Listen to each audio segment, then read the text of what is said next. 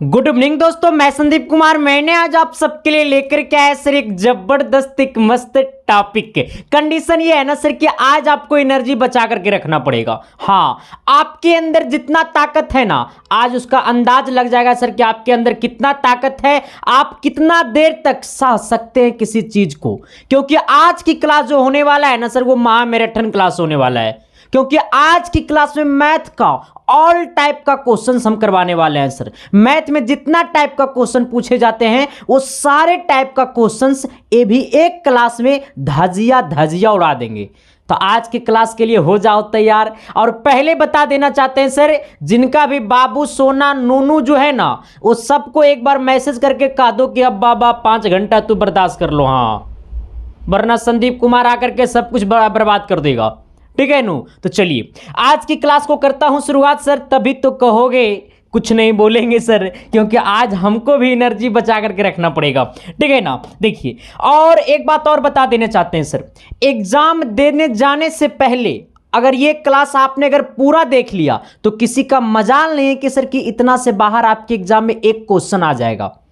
कहिएगा पक्का मास्टर? हाँ तो पक्का सर। हाँ, क्योंकि पिछले साल का रिकॉर्ड अब की बार तोड़ना है सर। बस मेरा एक गो है कि इसका रिकॉर्ड भी अब की बार तोड़ना है। और वो कौन तोड़ेगा? आप सब तोड़िएगा। ठीक है ना सर। बस रास्ता हम बताएंगे, चलना है आपको। ठीक है ना सर। चलिए आइए आज की क्वेश्चंस को करता हूं शुरुआत। और एक बात और बता देना चाहते हैं सर, ये सारे क्वेश्चंस आप लिख नहीं पाइएगा, ये हमको पता है, क्योंकि आप लोग बड़का कोढ़ी आदमी है। ठीक है नू। अगर नहीं लिखिएगा तो ये पीडीएफ कहाँ मिलेगा? तो ये पीडीएफ आपको टेलीग्राम पे मिलेगा। ठीक है ना। टेलीग्राम का लिंक वीडियो के डिस्क्रिप्शन में दिया हुआ है, वहां से जाकर के ज्वाइन कर सकते हैं। या फिर आप टेलीग्राम पे जाकर के सर्च कीजिएगा @संदीप 7295, वो जाकर के ज्वाइन कर लीजिएगा, आपको वहां पे पीडीएफ मिल जाएगा। तो एक बार बोल दो कमेंट बॉक्स में सर जय इंडिया, और आज की क्लास को कर देता हूं शुरुआत। ठीक है ना सर। चलिए पहला सवाल कहता है ना कि 7, 3, 5, 8, 6, 10, 9, 12 का माध्यिका क्या होगा? अरे बाबा देखना रे, कहता है 7 है, 3 है, 5 है, 8 है, 6 है, 10 है और 9 है। कितना है सर? ये 10 है, ला ला ला ला ला ला। कितना है सर? 8 है, 6 है, फिर 10 है, फिर 9 है, फिर 12 है। इसका क्या पूछा? माध्यिका। देखो सबसे पहली बात है ना सर, देखो कॉन्सेप्टबा आप याद रखिएगा। ठीक है ना। जे कॉन्सेप्ट कहता है ना सर, वही संदीप कुमार बोलता है। जब पूछेगा आपसे माध्यिका, क्या पूछेगा? माध्यिका। तो सबसे पहले आपके अंदर, आपके खून में एक बात आनी चाहिए। पता है कौन सी बात? वो बात आनी चाहिए कि जब पूछेगा आपसे माध्यिका तो सबसे पहले ये जो आपका सीरीज है वो आपका बढ़ते क्रम में या घटते क्रम में है या नहीं। तो देखो सबसे पहले चेक करना है। ये है 7 के बाद 3 हो गया, मतलब मामला गड़बड़ हो गया। बढ़ते क्रम में भी नहीं है और ये घटते क्रम में भी नहीं है। तो सबसे पहले इसको असेंडिंग ऑर्डर में सरिया दो। अब देखो सबसे छोटा नंबर को खींचो, पकड़ के खींचना रे बाबा। सबसे छोटा नंबर 3 है, फिर कितना है सर? ये 5 है, फिर कितना है सर? ये 6 है, फिर कितना है? ये 7 है, फिर कितना है? ये 8 है, फिर ये 9 है, फिर ये 10 है, फिर ये 12 है। अब ऊपर में नंबर गिनो, 1 2 3 4 5 6 7 8। 1 2 3 4 5 6 7 8। अब सोचो ये टोटल n बराबर कितना हो गया? 8 संख्या है। अच्छा ये 8 अपने आप में कौन सी संख्या है? तो तू कहेगा रे मास्टरबा ये तो सम संख्या है। बस तुम बोल दिया ना रे मास्टरबा सम संख्या है। तो अब हम तेरा बोल देते रे मोहतरमा, तो सुन लो। अब देखो इसको असेंडिंग ऑर्डर में सरिया दिए, असेंडिंग बढ़ते क्रम में या घटते क्रम में सरिया दिए। अब सोचना, अब अगर आपसे पूछ दिया माध्यिका, क्या पूछ दिया? माध्यिका, तो कुछ नहीं करना है। काटने आता है नू? अच्छा काटने नहीं आता है, पकड़ने आता है नू? हाँ। तो देखो एगो आगे से पकड़ो, एगो पीछे से पकड़ो, फिर एगो आगे से पकड़ो, फिर एगो पीछे से पकड़ो, फिर एगो आगे से पकड़ो, फिर एगो पीछे से पकड़ो। अब बीच में कई संख्या बच गया? 2 संख्या। बीच में कितना संख्या बच गया? 2 संख्या। दोनों संख्या संख्या को झटके में ऐड कर दो और 2 से भाग दे दो तो हो जाएगा 8 और 7 कितना रे बाबा, तो 8 और 7 देखो इसको जोड़ो, नहीं जोड़ेगा 15, अब बट्टा कितना है नीचे सर ये 2, अब 15 को 2 से काटेंगे सर तो हो जाएगा 7.5 और 7.5 ऑप्शन नंबर बी में है। कहेगा सर जी ये कौन ट्रिक है, ये ट्रिक है रे बाबा। अब कॉन्सेप्ट से बनाता तो पता है कैसे बनाता, इसका फॉर्मूला होता है 1/2 n/2वां पद, ठीक है, अब प्लस n/2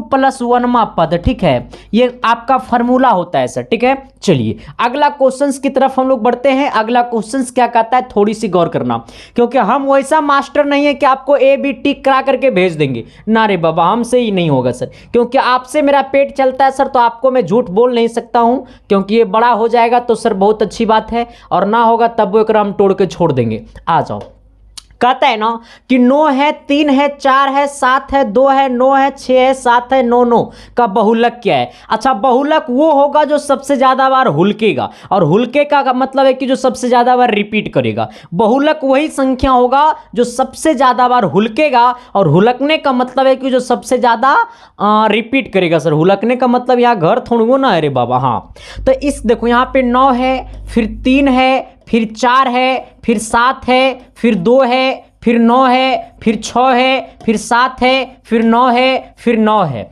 अब सोचो सर इसमें हमसे पूछा बहुलक, तो बहुलक वही संख्या होगी जो सबसे ज्यादा बार क्या करेगा, तो रिपीट करेगा सर।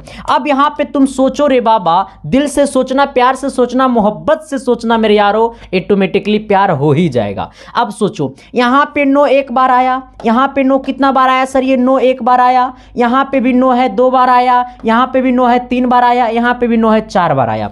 अब सोचो सर 9 जो है वो 4 बार आया, लेकिन 3 जो है सर वो 1 बार आया, ठीक है ना सर, ये 4 जो है सर भी 1 बार आया, 7 है जो 2 बार आया, ठीक है ना, 7 कितना बार आया, 2 बार आया, अब 2 जो है 1 बार आया, 6 जो है सर वो 1 बार आया। तो सबसे ज्यादा बार कौन हुलका, सबसे ज्यादा बार कौन रिपीट किया, 9 रिपीट किया, इसका मतलब ये 9 क्या हो गया, बहुलक, 9 क्या हो गया, बहुलक। तो क्या मैंने जो बोला वो चमका ना जी, अरे एस या नो तो बोलिए ना जी, तो अगले सवाल की तरफ तो बढ़िए ना जी।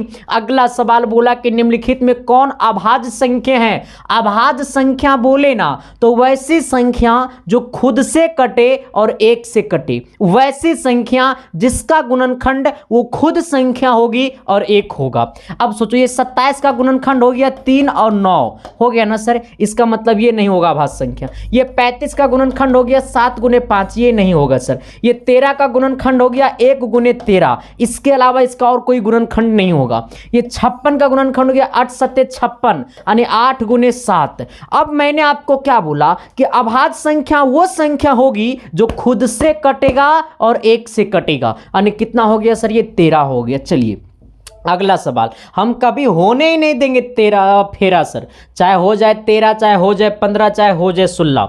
बोला है ना सर कि 19 और 25 का समांतर माध्य क्या है, 19 और 25 का, अरे 19 एवं 25 का समांतर माध्य पूछा। अच्छा तो किसका चेला है, कहेगा गुरुजी आपका भाई है। क्या है सर, आप मेरा भाई हैं, तो भाई को अच्छी शिक्षा देना चाहिए कि खराब, कहेगा गुरुजी तो आपके ऊपर डिपेंड करता है। आ जाओ, हमसे पूछा समांतर माध्य, क्या पूछा, समांतर माध्य। तो सबसे पहले कितनी संख्या है, 2 संख्या है, तो 2 संख्या तो दोनों को जोड़ दो, और झटके में 2 संख्या तो 2 से भाग दे दो, क्या निकल जाएगा सर, ये समांतर माध्य निकल जाएगा। आ जाना 25 और 9 कितना हो गया, 9 5 14 के 4 और 2 3 1 4 और बट्टा 2, यानी कहने का सेंस है रे बाबा हो गया 22। अब 22 बोले तो ऑप्शन नंबर बी मार देना झटके में। चलिए सर अगला कहता है ना कि यदि ए और बी अभाज्य संख्या है तो लासा होगा कि जब प्यार हो तो दिए जल उठते हैं। आ जाओ, बोला है ना सर कि ए और बी का मासा क्या होगा, ए और बी का मासा क्या होगा। देखो सर जब ए और बी का पूछेगा मासा, सॉरी लासा पूछा हमसे, क्या पूछा सर, लासा, और जब पूछेगा लासा तो मारेंगे ए गुने बी, क्योंकि ए और बी का लासा ए गुने बी होगा, ठीक है ना सर। अगर यहाँ पे लासा पूछा तो ए गुने बी, अगर यही पूछता मासा क्या पूछता सर, ये मासा। और जब मासा पूछता तो ये ए को लिख सकते हैं ए गुने 1, अब बी को लिख सकते हैं बी गुने 1। एकरो में डाउट हो रे बाबा, एक मतलब अगर इसमें आपको डाउट है ना तो आपका शादी में पक्का डाउट हो जाएगा। हम तो फिक्स कहते हैं सर पक्का डाउट हो जाएगा, इसलिए अभी से संभल जाओ। हाँ, एस के साइंस क्लासेस पे जितने भी क्लासेस है वो सारे क्लासेस को कर दो धुआं धुआं, आपका रिजल्ट हो जाएगा धुआं धुआं। ठीक है ना सर, आ जाना। तो अब सोचो बी को लिख सकते हैं बी गुने 1, ए को लिख सकते हैं ए गुने 1, आ जाना। अच्छा, ये दोनों में कौन सी संख्या कॉमन है, तो 1 है, इसका मतलब मासा कितना हो जाता है 1, लेकिन पूछा है लासा होगा ए बी। चलिए अगला सवाल की ओर हम लोग बढ़ते हैं। अगला सवाल बोला है ना कि तेरी आंखों में मेरा चेहरा दिखता है। आ जाओ सर, अगला सवाल बोला है ना कि बहुपद 6x² माइनस 11x प्लस 3 के शून्यांक का योग होगा। हमसे बोला है 6x² माइनस 11x प्लस 3 के शून्यांकों का योग होगा। हमसे क्या पूछा, शून्यांकों का योग। देखो सर, सबसे पहले बात है ना कि आप एक चीज को गौर करिएगा, जब पूछा आपसे शून्यांकों का योग तो आपके अंदर में, आपके दिल में धड़कने वाली बात एक होगी कि जब पूछेगा शून्यांकों का योग तो बहुत सारे मेरे भाई ऐसे होंगे जो इसका आंसर कर दिया होगा, है ना। अब देखो, जब पूछेगा शून्यांकों का योग तो हम लोग अपने आप में समझेंगे अल्फा प्लस बीटा। जब आपसे पूछेगा शून्यांकों का योग तो हम लोग अपने आप में समझेंगे अल्फा प्लस बीटा, क्योंकि अल्फा प्लस बीटा को हम लोग बोलते हैं शून्यांकों का योग, योगफल या योग। तो अल्फा प्लस बीटा बराबर होता है माइनस बी बट्टा ए। अब कहेगा गुरुजी बी और ए कहां से लाएंगे, तो हमारा एक स्टैंडर्ड फार्मूला होता है A X square plus B X plus C. अब देखना, एक्स स्क्वायर के गुना वाले को ए कहते हैं, तो यहाँ पे एक्स स्क्वायर के गुना में 6 है सर, इसका मतलब ए बराबर 6, अब बी बराबर माइनस 11 रे मास्टर बा, और सी बराबर हो गला 3 रे भाई। तब कितना हो जाएगा रे भाई, बी बट्टा ए, यानी बी का वैल्यू कितना रे बाबा, माइनस 11, और ए का वैल्यू 6, और माइनस गुने माइनस हो जाए प्लस, यानी 11/6, और 11/6 बोले तो ऑप्शन नंबर सी। चलिए सर, अगला सवाल की तरफ बोलते हैं। अगर यहां पे पूछ देता आपसे शून्यांकों का, अगर यहाँ पे पूछता आपको शून्यांकों का गुणनफल, अगर आपसे पूछता शून्यांकों का गुणनफल तो हम लोग झटके में उठ बैठ करना चालू कर देते। ना रे बाबा, ना रे बाबा, ये सब हम लोग डरने वाले में से नहीं है सर, संघर्ष से लड़ने वाले हम लोग हैं। ठीक है ना सर, समस्या से कभी जिंदगी में मत डरना। अगर रियल में स्टूडेंट हो तो समस्या से कभी नहीं डरना है सर। और जो समस्या से डर गया ना सर, वो असल में इंसान नहीं है सर, वो असल में हैवान है। ठीक है ना सर, समस्या किसके पास नहीं आता है, तो समस्या से लड़ना सीखो। आओ, पूछेगा शून्यांकों का गुणनफल, झटके में बोलेंगे अल्फा इंटू बीटा, और अल्फा इंटू बीटा बोले तो सी बट्टा ए। मैंने अभी झटके में आपको बताया कि ये वाला सी होगा, ये वाला बी होगा, ये वाला ए होगा। यहाँ पे वैल्यू रख देता, आंसर आ जाता। चलिए सर, अगले की ओर हम लोग बढ़ते हैं। अगला कहता है ना कि मिठाओ खिलाओगे तभी हम बन पाएंगे। मतलब अगला का कहने का मतलब है कि तुम हमको मिठाओ खिलाओ, मिठाई खिलाओ तभी तुमसे हम बनेंगे। लेकिन हमको कहना है कि तू अब की बार एग्जाम पेपर में आ जाओ और तू सब बना देना, इसको मिठाई खिला देना, आ जाना। यानी इसको मिठाई, क्वेश्चन तो मिठाई नहीं खाएगा, हमको मिठाई खिला देना। तो मेरा एड्रेस लिख लेना इधर इधर www.com, आ जाओ। कहता यदि वृत्त के व्यास सिरों के नियामक, हा संभल जाओ संभल जाओ। क्वेश्चंस बोला है ना सर कि यदि वृत्त के व्यास सिरों के नियामक 2,3 एवं -6,7 हो तो उसके केंद्र का नियामक क्या होगा। सवाल समझा? तू सब सवाल समझा? नहीं समझा? आ जाओ। देखो एगो वृत्त है, अब क्या बोला सर कि वृत्त के नियामक इतना और इतना है। अब सोचो रे बाबा कि ये वाला मान लो कि केंद्र है, और ये वाला पहला नियामक है कितना, 2,3, दूसरा नियामक है रे बीड़ू भाई -6,7। हमसे क्या पूछा है सर, उसके केंद्र का नियामक क्या होगा। मतलब ये वाला देखो, ये वाला मान लो x, y, मैं आपसे पूछता हूँ शिद्दत से पूछता हूँ, मोहब्बत से पूछता हूँ मेरे भाई कि ये केंद्र से यहाँ का दूरी क्या होगा, त्रिज्या। ये वाला केंद्र से यहाँ का दूरी क्या होगा, त्रिज्या। तो अच्छा अब सोचो, इसको हम ए बोलेंगे, इसको हम बी बोलेंगे। तो आपसे मैं पूछता हूँ कि ये वाला दूरी अलग अलग होता है कि सेम होता है? तो तू कहेगा रे मास्टर साहब सेम होता है। मतलब यहाँ से यहाँ की दूरी और यहाँ से यहाँ का दूरी क्या होता है, सेम होता है। इसका मतलब अगर ये वाला आर मान लो 1 है तो ये भी आर हो जाएगा 1, ठीक है ना सर। अब सोचो, मैं आपको वो फार्मूला पढ़ाया था, मध्य बिंदु फार्मूला। जब ये x निकालना होगा तो इसको बोलो x1, इसको बोलो y1, इसको बोलो झटके में x2, इसको बोलो झटके में y2। और जब ये x निकाल देंगे झटके में और झटके में टॉप कर जाएंगे, यानी ये हो जाएगा x1 प्लस x2 बट्टा 2। और जब ये y निकालेंगे तो हो जाएगा y1 प्लस y2 बट्टा 2। और जब बोलेगा x रे बाबा तो x1 का वैल्यू कितना होगा मोहतरमा 2, और ये आपका x2 का वैल्यू हो जाएगा -6, यानी 2 प्लस -6 बट्टा 2। अब पूछेगा बाई रे बाबा तो हो जाएगा y1 का वैल्यू 3 और y2 का वैल्यू 7, यानी हो जाएगा 3 प्लस 7 बट्टा 2। ये बोलेगा तो सर मेरी बात को थोड़ी सी शिद्दत से सुनिएगा, तभी प्यार होगा वरना नफरत होगा। अब देखो ये प्लस इंटू माइनस, आप शिद्दत से बोलिएगा, ये प्लस इंटू माइनस क्या होता है, माइनस। इसका मतलब ये 2 माइनस 6, ये प्लस इंटू माइनस, इसका मतलब ये प्लस इंटू माइनस माइनस। अब -6 प्लस 2 कितना हो जाएगा सर, ये आपका -4। अब -4 बट्टा नीचे कितना है सर, ये 2। आपसे पूछेगा 22 तो ये हो जाएगा 7 और 3 10, यानी 10 बट्टा 2, यानी कितना हो जाएगा 5, कितना हो जाएगा 2, यानी x बराबर हो गया -2, अब y बराबर हो गया 5। हमसे पूछा था केंद्र को हम लोग O बोले और O को हम लोग x, y बोले, और x का वैल्यू हो गया -2 और y का वैल्यू हो गया 5, और झटके में आ गया -2,5 -2,5, ऑप्शन नंबर ए। तो क्या मैंने जो बोला वो चमका न जी, अरे एस या नो तो बोलिए न जी। तो अगले सवाल की तरफ तो बढ़िए ना जी। एक चीज आप सबसे हम पूछे, कहेगा गुरुजी पूछो ना, एक चीज पूछेंगे, दूसरा चीज हम पूछबे नहीं करेंगे सर। देखो मेरा कहने का सेंस है ना सर कि कोई भी चीज पढ़ो ना तो तुम शिद्दत से पढ़ो। देखो भाई ये हमारा फर्स्ट क्लास होगा, रिवीजन क्लास होगा, ठीक है। मतलब एक ये क्लास होगा ना वो सुपर फास्ट क्लास होगा, क्योंकि सर ये क्लास में एकदम धीरे धीरे चलेंगे ना तो पता चलेगा ना कि एग्ज़ाम ख़त्म हो गया, अभी हम रास्ता में जाइए रहे एकदम एगो एडमिट कार्ड लेके, हमको भी एग्ज़ाम देना है। अब पता चला कि सब एग्ज़ाम दे के निकल रहा है, हम जा रहे हैं, तो कंडीशन गड़बड़ ना होगा भाई। हाँ ठीक है ना। आप देखो मेरा बात सुनो, एक के बात मेरा सुनना, दूसरा बात मेरा सुनोगे तो बड़ा घाटा होगा सर। एक के बात सुनना, मैंने बोला है क्या कि दो समरूप त्रिभुज के क्षेत्रफलों का अनुपात 9:4 है, तो उनकी संगत ऊंचाई का अनुपात क्या होगा। देखो हमसे क्या बोला है कि दो समरूप त्रिभुज के क्षेत्रफल का अनुपात। आपको मैंने एगो ट्रिक नहीं, एक अच्छा कॉन्सेप्ट पढ़ाया था, ये कॉन्सेप्ट सिर्फ और सिर्फ संदीप कुमार ही बता सकता है सर, ऐसा नहीं है, वो सब टीचर बताता है।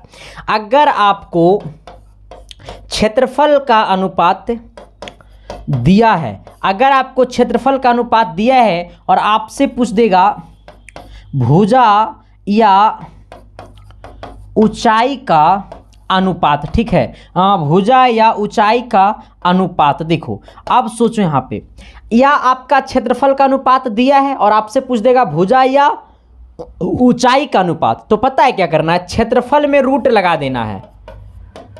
क्षेत्रफल के अनुपात में क्या लगा देना है, रूट लगा देना है। अब सोचो क्षेत्रफल का अनुपात दिया हुआ है, क्षेत्रफल का अनुपात दिया हुआ है 9:4, हमको निकालना है उनकी संगत ऊंचाइयों का अनुपात। और जब निकालना है रे बाबा ऊंचाई का अनुपात, तो मैंने क्या बोला सर कि भुजा चाहे ऊंचाई निकालो, और क्षेत्रफल का अनुपात दिया है तो क्षेत्रफल को रूट कर दो, ये हो जाएगा √9 अनुपात √4। तो √9 का वैल्यू 3, √4 का वैल्यू 2, यानी आंसर कितना हो गया सर ये 3,2। आंसर कितना हो गया सर ये 3,2। आंसर कितना हो गया सर ये 3,2। तो आपको किसी प्रकार की दिक्कत समस्या है तो बता देना। जब क्षेत्रफल का अनुपात दिया रहे और आपको निकालना रहेगा भुजा का अनुपात, तो सीधे रूट चढ़ा देना। क्या चढ़ा देना सर, ये रूट चढ़ा देना, ठीक है। रूट कैसे चढ़ेगा वो आपको मैंने बहुत पहले पढ़ाया था। कहता है त्रिभुज PQR में यदि PQ का स्क्वायर बराबर PR का स्क्वायर प्लस RQ का स्क्वायर, तो त्रिभुज का कौन सा कोण समकोण होगा? अच्छा, एगो त्रिभुज है सर, सोचो, माना मैंने एक त्रिभुज लिया, ठीक है। अब सोचो ये त्रिभुज में क्या है सर, ये पी क्यू का स्क्वायर है, इसको मान लो ये पी है। अच्छा छोड़ो, आ जाओ ऐसे, मैंने एक नॉर्मली एक त्रिभुज बना लिया, ठीक है। ये वाला पी है, ये वाला क्यू है, ये वाला आर है। दिया हुआ है कि पी क्यू का स्क्वायर बराबर पी आर का स्क्वायर प्लस आर क्यू का स्क्वायर। अब सोच लेना, ये पी क्यू, इसका मतलब हाइपोटेनस का स्क्वायर बराबर परपेंडिकुलर का स्क्वायर प्लस बेस का स्क्वायर, यानी कर्ण का स्क्वायर बराबर लंब का स्क्वायर प्लस आधार का स्क्वायर, यानी एच स्क्वायर बराबर p square plus b square. अच्छा, एच की जगह कितना है? पी क्यू, इसका मतलब पी पी पी क्यू, ये वाला पी क्यू, इसका मतलब ये जो पी क्यू है, ये जो पी क्यू है वो हाइपोटेनस का काम कर रहा है। अब पी क्यू, ये वाला पी क्यू भुजा के सामने वाला एंगल ये वाला है, अरे बाबा ये वाला, इसका मतलब ये एंगल कितना होगा? तो ये इसके सामने वाला जब ये एंगल है तो ये एंगल हो जाएगा कितना? तो ये एंगल हो जाएगा कितना? 90 डिग्री। क्यों? क्योंकि कर्ण के सामने वाला जो एंगल होता है, कोण होता है, वो 90 होता है। इसका मतलब इसमें कोण आर जो है वो कितना डिग्री है? 90 डिग्री है। कोण आर कितना डिग्री है? 90 डिग्री है। फिर से मेरे बात को सुनना, यहाँ पे दिया हुआ पी क्यू का स्क्वायर, इसका मतलब ये पी क्यू है किसका वैल्यू? तो कर्ण का वैल्यू है, ये वाला लंब का वैल्यू है, ये वाला आधार का वैल्यू है। तो अब सोचो ये वाला कर्ण का जब वैल्यू है तो कर्ण हमारा ये पी क्यू है, तो इसका मतलब कर्ण भुजा के सामने वाला जो कोण होता है वो 90 होता है। तो इसके सामने वाला कोण आर है, यानी कितना हो गया? ऑप्शन नंबर सी हो गया। चलिए सर अगला सवाल की ओर हम लोग बढ़ेंगे। अगला सवाल बोलता है ना, किसी वृत्त के दो अलग बिंदुओं पर प्रतिच्छेद करने वाली रेखा को कहते हैं क्या? अब सोचो हमें क्या बोला, हमें पता है सवाल क्या बोला। बोला है ना कि जब प्यार हो तो दिए जल उठते हैं, ये नहीं बोला सर, ये बोला है ना कि किसी वृत्त के दो अलग बिंदुओं पर, किसी वृत्त के दो अलग बिंदुओं पे, अब मान लो बाबा कि ये वाला बिंदु है, ये मान लो ये वाला बिंदु है, ये वाला बिंदु है, तो एगो यहाँ पे प्रतिच्छेद किया और दूसरा यहाँ पे प्रतिच्छेद किया। तो यही बोला है कि किसी वृत्त के दो अलग बिंदुओं पर प्रतिच्छेदित करने वाली रेखा को क्या कहते हैं? तो अब देखो सर, यहाँ एगो छेद किया, एगो यहाँ छेद किया, तो सबसे पहले ये हमारा क्या हो गया अपने आप में? तो ये हमारा जीवा हो गया। क्या हो गया सर? ये जीवा हो गया। तो यही बोला है कि हमारा जीवा, ऑप्शन नंबर क्या हो जाएगा? जीवा। लेकिन एक और यहाँ पे आपका चांस बनता है, अगर इसको ऐसे कर दिए ना तो ये हो गया, ये वाला जो रेखा ऐसे करके गया ना, तो इस रेखा को हम लोग कहते हैं छेदक रेखा। क्या कहते हैं? छेदक रेखा। क्या कहते हैं? छेदक रेखा। इसको हम लोग क्या कहते हैं? छेदक रेखा। तो अब देखो, अगर जीवा ऑप्शन में ना रहा तो मारना छेदक रेखा, लेकिन अगर जीवा ऑप्शन में रहा तो मारना जीवा। सर फिर से मेरे बात को सुन लो, क्योंकि यहाँ पे दो चांस बनता है। अगर वृत्त को, अगर ये वृत्त है, अगर इसको कोई रेखा छेद कर दिया, इस बिंदु पे किया, इस बिंदु पे छेद किया, तो इसको हम लोग कहते हैं छेदक रेखा। कौन सा कहते हैं? छेदक रेखा। ठीक है, अब सोच लेना, और सिर्फ ये वृत्त को टच किया तो हम लोग इसको कहते हैं स्पर्श रेखा। अगर वृत्त को सिर्फ टच करेगा तो इसको कहेंगे स्पर्श रेखा। वृत्त को अगर टच करेगा तो क्या कहेंगे? स्पर्श रेखा। और वृत्त को छेद करेगा तो छेदक रेखा। अगर नॉर्मली देखा जाए तो ये जीवा है, ठीक है ना, आ जाना। तो हमारा स्पर्श रेखा ये वाला होगा, छेदक रेखा देखो ये वाला होगा छेदक रेखा, लेकिन जीवा हमारा ये होगा, तो इसमें जीवा मारना। ठीक है, आ जाओ अगला। अगला कहता है ना सर कि समांतर श्रेणी 14 9 4 -1 -6 dot dot dot dot dot dot dot dot, हाँ इतना डॉट डॉट नहीं है, डॉट डॉट का ब्राह्मण पद क्या होगा? देखो हमें एक समांतर श्रेणी है सर, ये 14 है, 9 है, 4 है, -1 है, -6 है, डॉट डॉट डॉट डॉट का ब्राह्मण पद। जैसी पूछेगा ब्राह्मण पद तो ऐसी कहेंगे कि जब प्यार हो तो दिए जल उठते हैं। ऐसे नहीं गाया जाता है सर, मेरे को गाने नहीं आता है, सिर्फ मैंने आपको हंसाने के लिए गाता हूँ सर। हाँ आ जाना। अच्छा, ये वाला एक कहलाएगा, एक कितना हो जाएगा? 14। अरे मास्टर डी क्या कहलाएगा? तो इसमें से इसको घटा दो, डी कहला जाएगा। यानी 9 में से 14 गया, कितना बच गया रे मास्टर? -5 बच गया। अब सोचो रे मोहतरमा, अगर इसमें से इसको घटाओगे ना, -1 में से -4 को घटाओगे तो -1 में से 4 को घटाओगे तो -5 ही होगा। ठीक है, हमसे पूछा ब्राह्मण पद, मैं आपसे पूछता हूँ मोहतरमा कि एनवा पद बराबर क्या होता है? a + n - 1 × d होता है बिड़ू भाई। अब सोचना, हमसे पूछा पूछा ब्राह्मा पद, जहां पे n है वहां पे 12 चमका दो, एकदम झटके में चमका देना सर। तो हो जाएगा a प्लस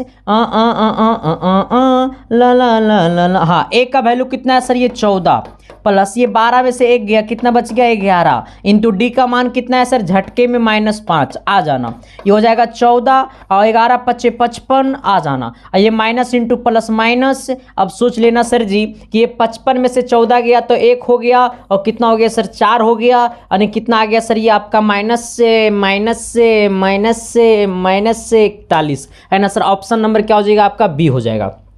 चलिए अगला सवाल की हम लोग बढ़ते हैं। अगला सवाल कहता है ना कि एक्स अक्ष पे नहीं, बाई अक्ष पर बिंदु किसकी, बाई अक्ष पर बिंदु जिसकी बाई अक्ष पर बिंदु जिसकी बिंदु 4,2 से दूरी 5 है, तो हमसे बोला निम्नलिखित में। अच्छा बाई अक्ष पे क्या होगा, देखो सवाल आखिर में पता है क्या बोला है, थक जाता हूं भाई।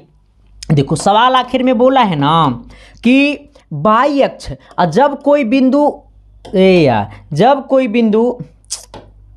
जब कोई बिंदु बाई अक्ष पे हो, किस पे हो, ये बाई अक्ष पे हो, तो इसका वैल्यू होता है 0, बाई, ठीक है। और जब कोई बिंदु एक्स अक्ष पे हो तो इसका वैल्यू होता है x, 0।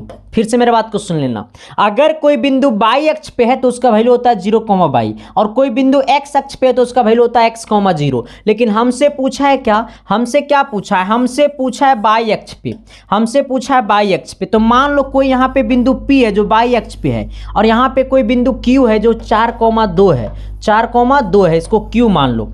अब फिर सवाल क्या बोला है, सवाल बोला है झटके में कि यहाँ से यहाँ का जो दूरी है वो 5 है, यहाँ से यहाँ का जो दूरी है वो 5 है, और ये वाला बिंदु बाई अक्ष पे है। अब बाई अक्ष पे वैल्यू क्या होता है 0, बाई, और यहाँ से यहाँ का दूरी 5 है, इसका मतलब ये PQ बराबर दूरी 5 है। लेकिन जब दूरी निकालेंगे तो दूरी निकालने का फॉर्मूला होता है x1 माइनस x2 का whole square plus y1 minus y2 का होल स्क्वायर बराबर 5। और जिसको याद नहीं ये वाला फार्मूला है दूरी निकालने वाला, तो झटके में याद कर लो, ठीक है ना सर, क्योंकि आपके एग्जाम में झटके में पूछ देगा। आ जाना सर, अगर ये आपसे पूछे है कि रूट अंडर ये x1 माइनस x2 का होल स्क्वायर, तो ये वाला आपका x1 का जगह लेता है, ये वाला आपका y1 का जगह लेता है, ये वाला आपका x2 का जगह लेता है, ये वाला y2 का जगह लेता है, झटके में आ जाना। ये x1 माइनस x2, x1 का वैल्यू 0 और x2 का वैल्यू 4, इसका मतलब ये 0 में से 4 को माइनस कर दो और प्लस लिख दो। यहाँ पे y1 माइनस y2, y1 का वैल्यू कितना है सर, यहाँ पे 22 है, y1 का वैल्यू 22 है, और y2 का वैल्यू कितना है 2 है, और होल स्क्वायर कर दो, झटके में बराबर कितना हो गया 5। आप देखो ये वाला रूट में ऊने जाएगा स्क्वायर में, इसका मतलब यहाँ पे क्या बच गया 0 माइनस 4 का होल स्क्वायर, इसका मतलब ये हो जाएगा -4 का होल स्क्वायर प्लस यहाँ पे हो गया बाई माइनस 2 का होल स्क्वायर, ये हो गया बाई माइनस 2 का होल स्क्वायर बराबर ये रूट में तो इन्हें गया स्क्वायर में, तो हो गया 5 का स्क्वायर, ये हो गया 4 का स्क्वायर 16 प्लस ये हो गया बाई माइनस 2 का होल स्क्वायर बराबर 5 का स्क्वायर 25। झटके में नारे मोहतरमा सही में। अब ये +16 होने गया -16, तो हो गया बाई माइनस 2 का होल स्क्वायर बराबर 25 माइनस 16, 25 माइनस 16। अब 25 में से 16 गया मेरे मोहतरमा, तो बाई माइनस 2 का होल स्क्वायर बराबर हो गया कितना 9। कितना हो गया सर ये आपका 9, कितना हो गया सर जी आपका 9, ये स्क्वायर में होने गया रूट में, तो हो गया बाई माइनस 2 बराबर ये बाई माइनस 2 बराबर रूट अंडर 9 प्लस माइनस, यहाँ पे इसके वैल्यू लिख सकते हैं +-3। यानी कहने का सेंस है कि बाई माइनस 2 बराबर एक बार +3 लेना और एक बार बाई माइनस 2 बराबर एक बार -3 लेना, क्योंकि यहाँ पे +-3 तो एक बार प्लस वैल्यू एक बार माइनस वैल्यू, इसका मतलब ये बाई बराबर कितना हो जाएगा, ये -2 उन्हें गया +2, तो हो गया 3, अब प्लस कितना 2 यानी 5। कितना हो गया सर ये आपका 5, कितना हो गया सर ये आपका 5, कितना हो गया सर ये 5, यानी हो गया -2 ने गया प्लस में, तो 3 + 2 यानी कितना हो गया ये 5, यानी बाई का मान हो गया 5। और यहाँ पे कितना है सर ये आपका -3, तो यहाँ पे बाई का मान हो जाएगा -1, यहाँ पे बाई का मान -1, यहाँ पे बाई का मान कितना पाँच। अब सोचो तो ये वाला हमारा बिंदु P क्या हो जाएगा, तो ये 0,22 है, तो जीरो हमारा जीरो रहेगा। बाई का वैल्यू कितना आया है 5, 0,5 हो जाएगा आंसर। अगर 0,5 ना देगा आंसर तो कितना हो जाएगा सर, ये 0,-1 हो जाएगा। अब ये दो ऑप्शन में से कोई एक ऑप्शन मिल रहा है, 0,-1 ऑप्शन नंबर बी मिल गया। देखो 0,-1 ऑप्शन नंबर बी मिल गया, और कोई ऑप्शन मिलेगा नहीं। यहाँ पे है 0,5, लेकिन यह है 2,5 तो नहीं होगा, यह 3,5 नहीं होगा, क्योंकि बाई एक्स पे जो वैल्यू होता है वो 0,22 होता है। ठीक है सर, चलिए अगले सवाल की तरफ हम लोग बढ़ते हैं। अगला सवाल क्या कहता है, थोड़ी सी गौर कीजिएगा। अगला सवाल कहता है ना कि तेरी आंखों में मेरा चेहरा दिखता है। आ जाओ सर, ये चेहरा दिखता है सर, पॉकेट में 1 रुपया नहीं रहेगा ना सर, तो वो आप पता है क्या दिखेगा, नहीं बताऊंगा। पॉकेट में 1 रुपया नहीं रहेगा तो तुमको ही पता चल गया होगा कि क्या दिखेगा। आ जाना, सवाल बोला ना कि यदि R 5,6 बिंदुओं A और B इतना और इतना है, तो मिलाने वाले रेखाखंड AB के मध्य बिंदु हो तो बाई का मान क्या होगा।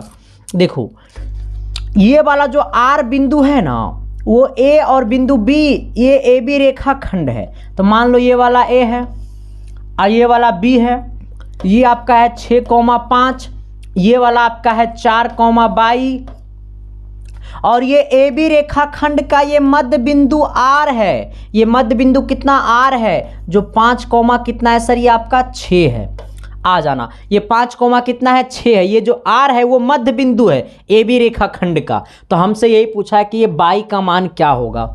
आ जाना, मैं आपसे बड़ा शिद्दत से पढ़ाया था सर, झटके में पढ़ाया था लेकिन शिद्दत से पढ़ाया था।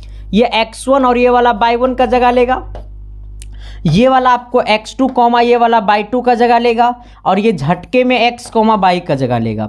अब सोचना, जब ये x निकालना होता है तो x बराबर होता है x1 अब प्लस क्या होता है x2 अब बट्टा क्या होता है 2, और जब हम ये y निकालेंगे तो होता है y1 प्लस y2 बट्टा 2। आ जाना, ये x बराबर क्या हो जाएगा, सॉरी ये x का वैल्यू हमको पता है, ये x का वैल्यू हमको पता है। x का वैल्यू कितना है सर, ये x का वैल्यू आपको 5 है, तो इसको 5 लिख दो, 5 बराबर ये x1 का वैल्यू कितना है 6 है, प्लस x2 का वैल्यू कितना है सर, ये आपका 4 है। अब बट्टा नीचे कितना है 2। अच्छा, इससे करने से कोई फायदा नहीं है सर, यहाँ तो बात बराबर ही आ जाएगा। ठीक है, आजा, इसको करने से कोई फायदा नहीं है। आप बाई निकालना है ना, तो बाई को लेकर के चलो। आ जाना, जब ये हम बाई निकालेंगे तो बाई निकालने का फॉर्मूला क्या होता है, y1 प्लस y2 बट्टा 2। अच्छा, y1 का वैल्यू, बाई का वैल्यू कितना है 6, y1 का वैल्यू कितना है 5, प्लस y2 का वैल्यू कितना है 22, ये y2 का वैल्यू कितना है 22। अब बट्टा नीचे कितना है 2, ये इधर आएगा तो 6 दूनी 12, अब बराबर 5 प्लस 22, ये प्लस 5 इन्हें आएगा -5, ये 12 माइनस 5 बराबर 22। अब 12 में से 5 गया 7 बच गया, यानी ये बाई का मान कितना आ गया सर, ये 7, जो कि ऑप्शन नंबर बी में चमका। ऑप्शन नंबर किस में चमका सर, ये बी में चमका। तो क्या मैंने जो बोला वो चमका ना जी, अरे एस या नो तो बोलिए ना जी। तो ये सवाल को कौन कौन बनाएगा, ये सवाल को कौन कौन बनाएगा, किसी से बनेगा है, आपके अंदर जितना ताकत है ना झोंक दो। और एक बात और सर, जो भी लोग अभी तक चैनल पे नए हैं ना, तो शिद्दत से, प्यार से, मोहब्बत से चैनल को सब्सक्राइब कर दो सर, अगर आपको 1% भी लग रहा है कि ये क्लास सही है। क्योंकि ये क्लास सही तब लगेगा जब आप एग्जाम सेंटर से निकलिएगा ना सर, 110% सारा का सारा क्वेश्चन टैली किया हुआ रहेगा ना, तो आपका दिल और दिमाग सब गदागद हो जाएगा सर। तब पता चलेगा कि रियलिटी में संदीप कुमार क्या चीज़ है। ठीक है ना सर। तो अगर क्लास अच्छा लग रहा है तो आप जरूर कमेंट बॉक्स में कमेंट करके बताएं, अगर क्लास आपको खराब लग रहा है तो भी कमेंट बॉक्स में कमेंट करके बताएं, और शिद्दत से अपने गांव टोले मोहल्ले में सबके पास शिद्दत से शेयर कर देना। ठीक है सर। आ जाओ, अगला सवाल बोलता है ना, थोड़ी सी गौर कीजिएगा अगला सवाल की तरफ। कहता है दिए गए त्रिभुज AFG, जो AFG है मतलब AFG, इसमें से ये LM पैरेलल टू FG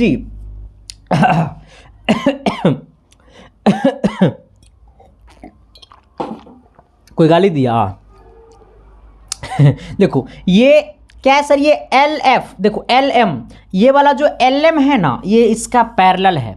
अभी मैंने टॉप 90 क्वेश्चन जो करवा रहे थे उसमें से आपको मैंने बताया था सब्जेक्टिव में कि अगर ये वाला भुजा इसका पैरेलल हो जाए, मैंने पढ़ाया था कि अगर ये वाला भुजा अगर इसका पैरेलल हो जाए तो ये भुजा बट्टा ये भुजा यानी हो जाएगा सर ये ई एल बट्टा ये क्या है सर ये एल एफ है, ठीक है ना, बराबर फिर ये भुजा बट्टा ये भुजा, इसका मतलब ये भुजा कितना है सर ये ई एम, अब बट्टा नीचे कितना है सर ये एम जी, नीचे कितना है एम जी है, ठीक है। अब आ जाना, मैं आपसे पूछता हूँ ये ई एल हमको निकालना है, ये क्या निकालना है, ई एल कहे चाहे एल ई कहे निकालना है। अच्छा तो ये ई एल निकालना है बट्टा ये हमको एल एफ कितना है तो 7.2 है, बराबर ये हमको कितना है सर तो ये आपको दिया हुआ 1.8, हमको ये एम जी कितना है सर तो ये 5.4, यहाँ पे ये है बट्टा में होने जाएगा गुना में, तो ई एल बराबर कितना हो गया 1.8 बट्टा कितना 5.4 गुने कितना हो गया 7.2, क्योंकि ये बट्टा में होने जाएगा गुना में, ये हो जाएगा कटेगा 18 तिया कितना 54 यानी कितना हो गया 18 तिया 54, 3 बार में 18 तिया कितना 54 और 24 तिया 72 यानी 2.4, यानी कहने का मतलब सर कि जो ये ई एल है वो 2 पॉइंट कितना आ गया 4 आ गया, ऑप्शन नंबर बी। हम सेम टू सेम यही क्वेश्चन आपको सब्जेक्टिव में बताए थे, एकदम हु बहु सेम टू सेम पढ़ाए थे सर, ठीक है। चलिए अगला सवाल की ओर हम लोग आते हैं। अगला सवाल बोलता है ना सर कि 6 सेंटीमीटर त्रिज्या वाले वृत्त के केंद्र से 10 सेंटीमीटर दूर स्थित एक बिंदु से वृत्त पर खींची गई स्पर्श रेखा की लंबाई क्या होगा। अरे बाबा रे बाबा, देखो ना देखो ना देखो ना देखो ना, आ जा क्या बोला 6 सेंटीमीटर त्रिज्या वाले वृत्त के केंद्र से, अच्छा 6 सेंटीमीटर त्रिज्या वाले इसका मतलब एगो वृत्त है। अब सोचो मैंने एगो वृत्त बना लिया, शिद्दत से मैंने बना लिया, लेकिन वृत्त तो हमसे शिद्दत से बना नहीं, एक वृत्त है। अब क्या बोला कि ये वृत्त का जो त्रिज्या है वो 6 सेंटीमीटर है, मान लो कि यहाँ से यहाँ क्या है त्रिज्या है, तो ये त्रिज्या कितना है 6 सेंटीमीटर, ये केंद्र है। फिर बोला है कि 6 सेंटीमीटर त्रिज्या वाले वृत्त के केंद्र से 10 सेंटीमीटर दूर स्थित एक बिंदु। अब सोचो कि 6 सेंटीमीटर त्रिज्या वाला एक वृत्त है जो कि केंद्र से 10 सेंटीमीटर दूर कोई एक बिंदु मान लो P है, तो यहाँ से यहाँ का दूरी कितना हो गया 10 सेंटीमीटर हो गया दूर।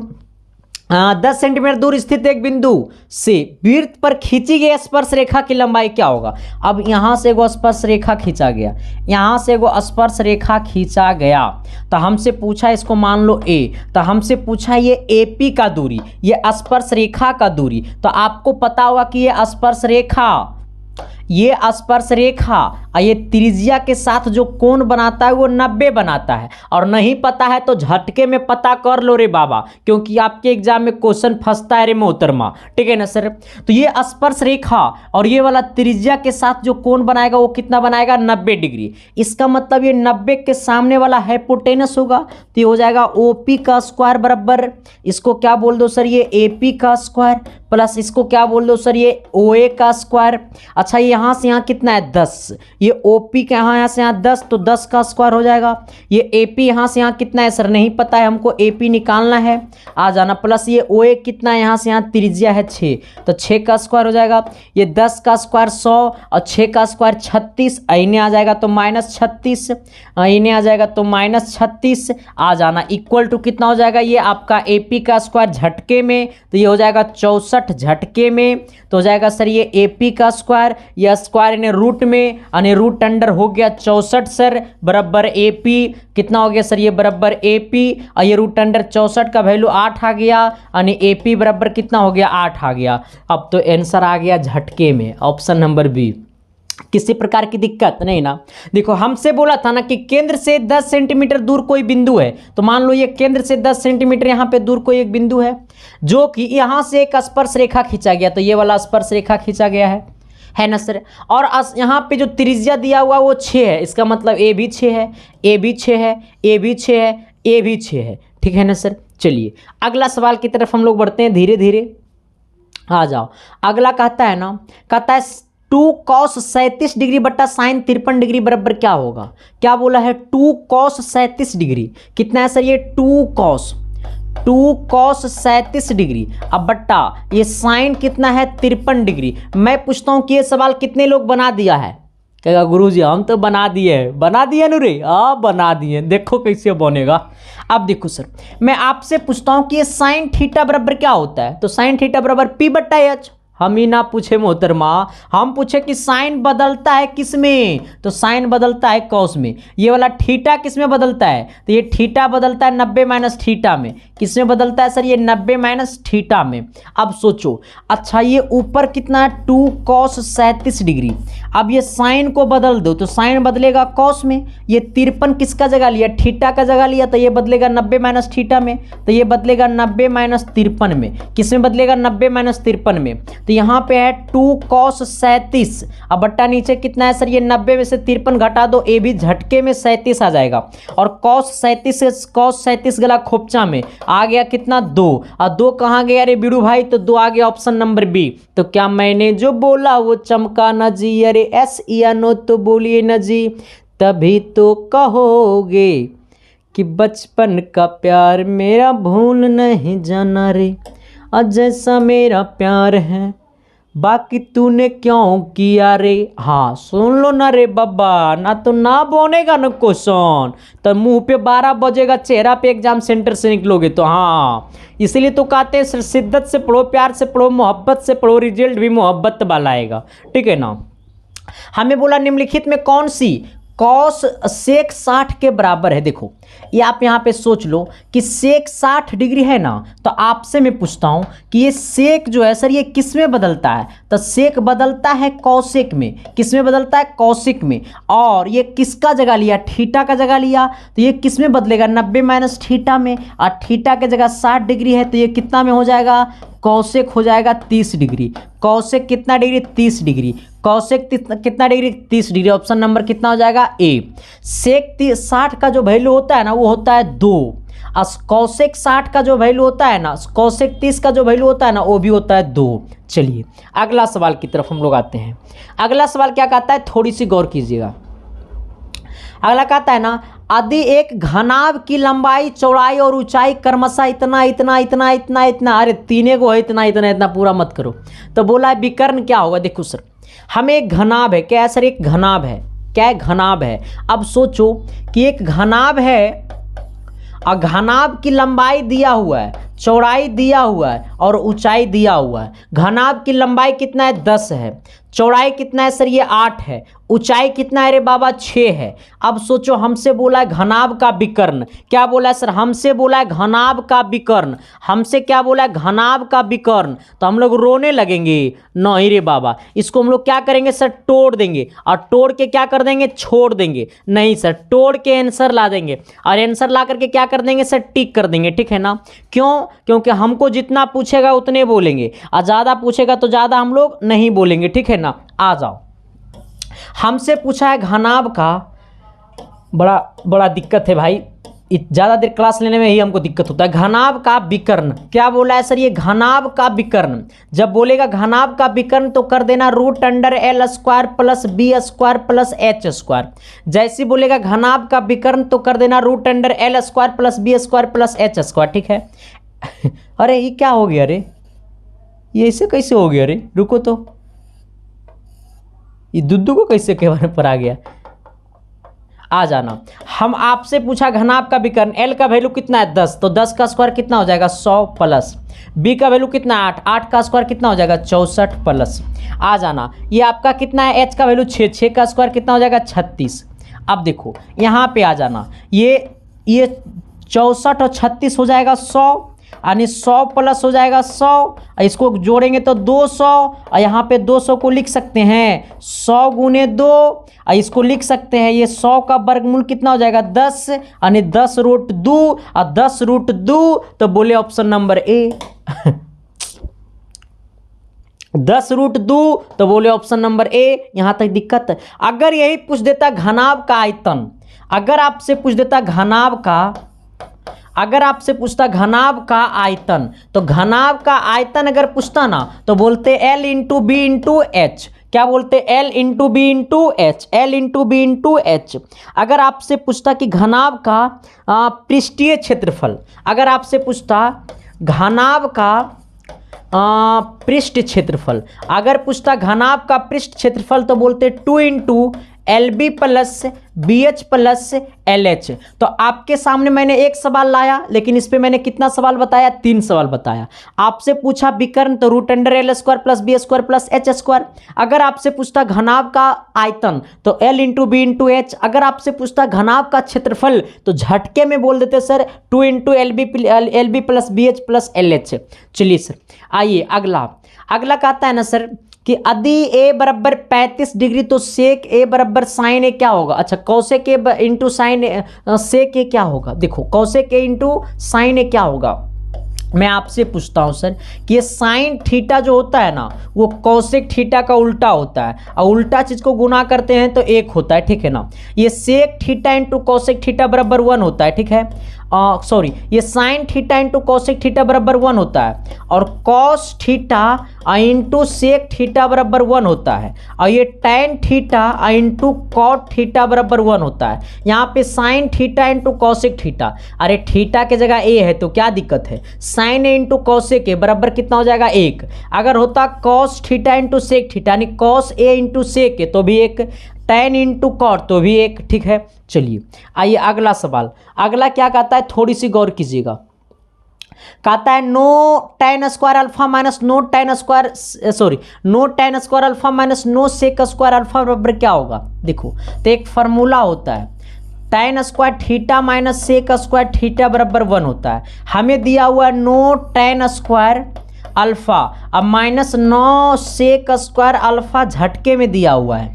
यहाँ भी 9 यहाँ भी 9 को पकड़ के खींच लो तो हो जाएगा टैन स्क्वायर, पकड़ के खींच लो मतलब कॉमन कर लो तो हो जाएगा टैन स्क्वायर अल्फा, अब माइनस हो जाएगा सेक स्क्वायर अल्फा, और tan square alpha into sec square alpha बराबर 1, क्योंकि tan theta into sec tan theta minus tan square theta minus sec square theta बराबर 1, तो tan square alpha minus sec square alpha बराबर 1, और 1 into 9 तो हो जाएगा 9, और 9 बोले तो झटके में मार देना ए, झटके में मार देना ए, झटके में मार देना ए। चलिए सर अगला सवाल की ओर हम लोग बढ़ते हैं। अगला सवाल क्या कहता है, थोड़ी सी गौर करो। अच्छा, ये क्वेश्चंस को कौन लोग बनाएगा, ये सवाल को कितने लोग बनाएगा। मैं पूछता हूं सर कि ये सवाल को कौन कौन बनाएगा। जो लोग बनाएगा ये सवाल को उसको मैं अपनी साली से शादी करा दूंगा, पक्का करा दूंगा सर। हाँ, जल्दी से जल्दी सवाल का कमेंट में आंसर कर दो सर, और जो लोग सही आंसर करेगा इसको मैं बहुत क्या कहूँगा, इस सवाल का नाम दे दो S1 करके आंसर कर दो ABCD, S1 करके इसका आंसर कर दो कमेंट बॉक्स में ABCD। सबको तो शादी करना ही है तो सबको कमेंट कर दो सर। हाँ,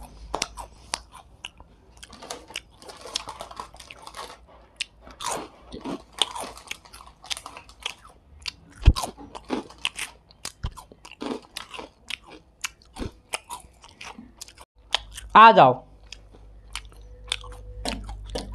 देखो क्या करना है।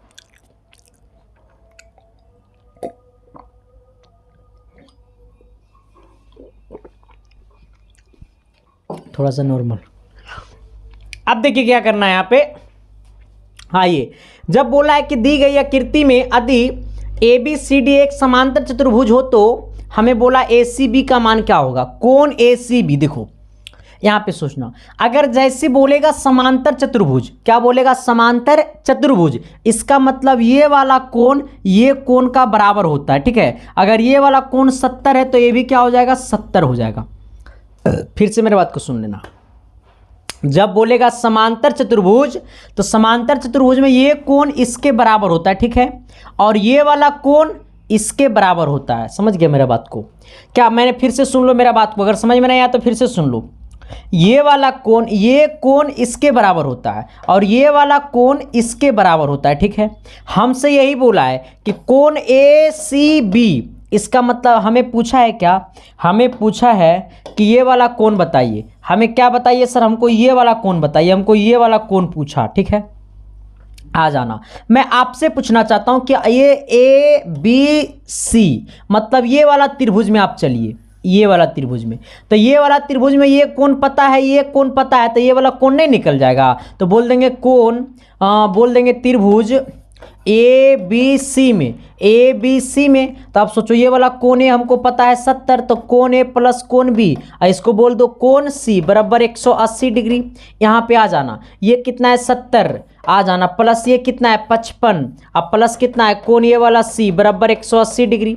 यहाँ पे ये दोनों को जोड़ के से भाग दे दो सर, तो ये हो जाएगा कितना 70 और 55 कितना हो जाएगा सर, ये 125, कितना हो जाएगा 125, उधर जाएगा सर तो कोण सी बराबर हो जाएगा 180 माइनस 125, 125 घटेगा तो 55 डिग्री आ जाएगा। यानी कहने का मतलब ये वाला जो कोण है वो आया है 55 डिग्री। कितना आया है 55 डिग्री। हमसे यही पूछा था कोण ए सी बी, मतलब ए सी बी, ए सी बी मतलब ये वाला कोण हमसे पूछा था, कितना 55। ऑप्शन नंबर कहाँ गया, बी में गया। किसी प्रकार की दिक्कत नहीं ना। अगर ये वाला कोण पूछा तो 55, अगर आपसे पूछ देता कोण सी ए डी, अगर आपसे पूछ देता सी ए डी, आज पूछता सी ए डी, एक मतलब ये वाला कोण, तो आप सोचो जब ये वाला 70 तो ये 70, ये 55 तो ये वाला भी 55 है ना सर, ये वाला भी 55, और जब ये वाला 55 और ये वाला 70 तो ये वाला कितना होगा सर कमेंट बॉक्स में कमेंट कर दो सर। चलिए अगला सवाल की तरफ हम लोग आते हैं। अगला क्वेश्चन बोलता है ना कि 45 तथा 60 का मासा क्या होगा।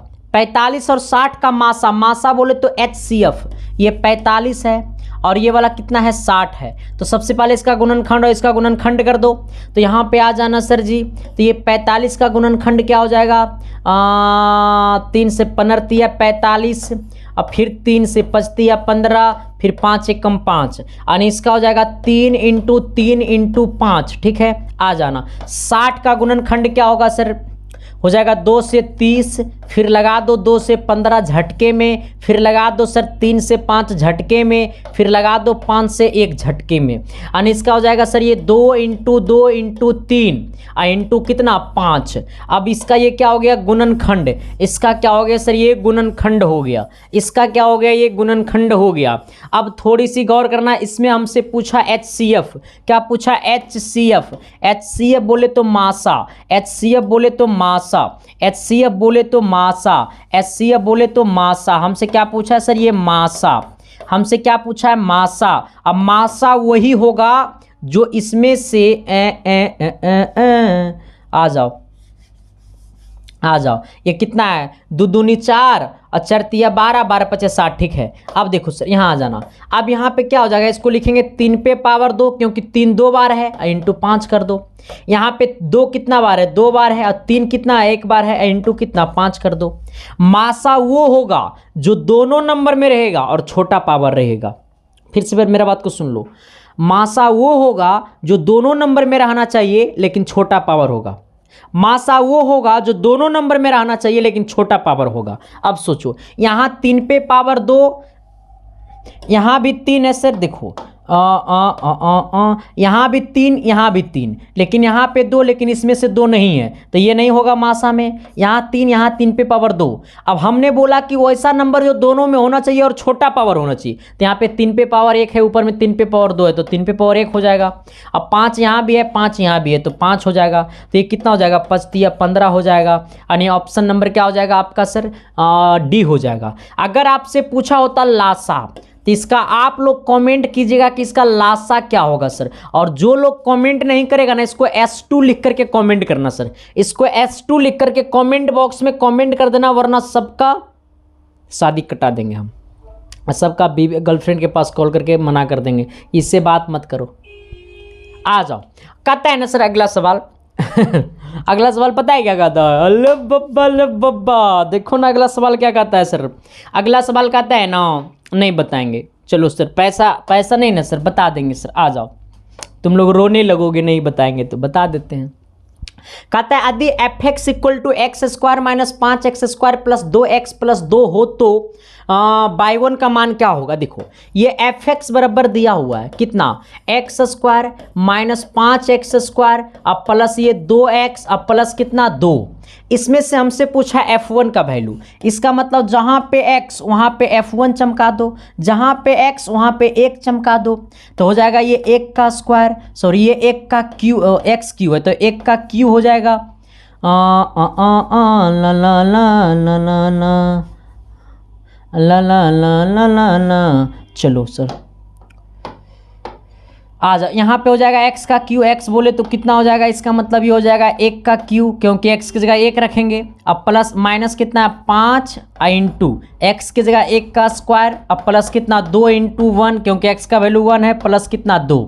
आ जाना ये 1 का क्यू 1 और ये 1 का स्क्वायर 1 तो हो जाएगा -5, अब प्लस 2 1 कम 2 2, अब प्लस कितना 2 और 2 2 4 1 कितना 5, यानी 5 माइनस 5, अब 5 में से 5 गला खोपचा में आ गया कितना सर ये 0। चलिए अगला सवाल, अगला सवाल क्या कहता है, थोड़ी सी गौर कीजिएगा।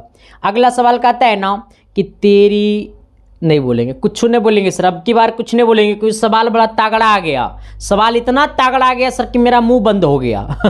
बोला यदि एक शंकु की त्रिज्या, देख गौर से सुन लो ना रे भाई, प्यार हो जाएगा।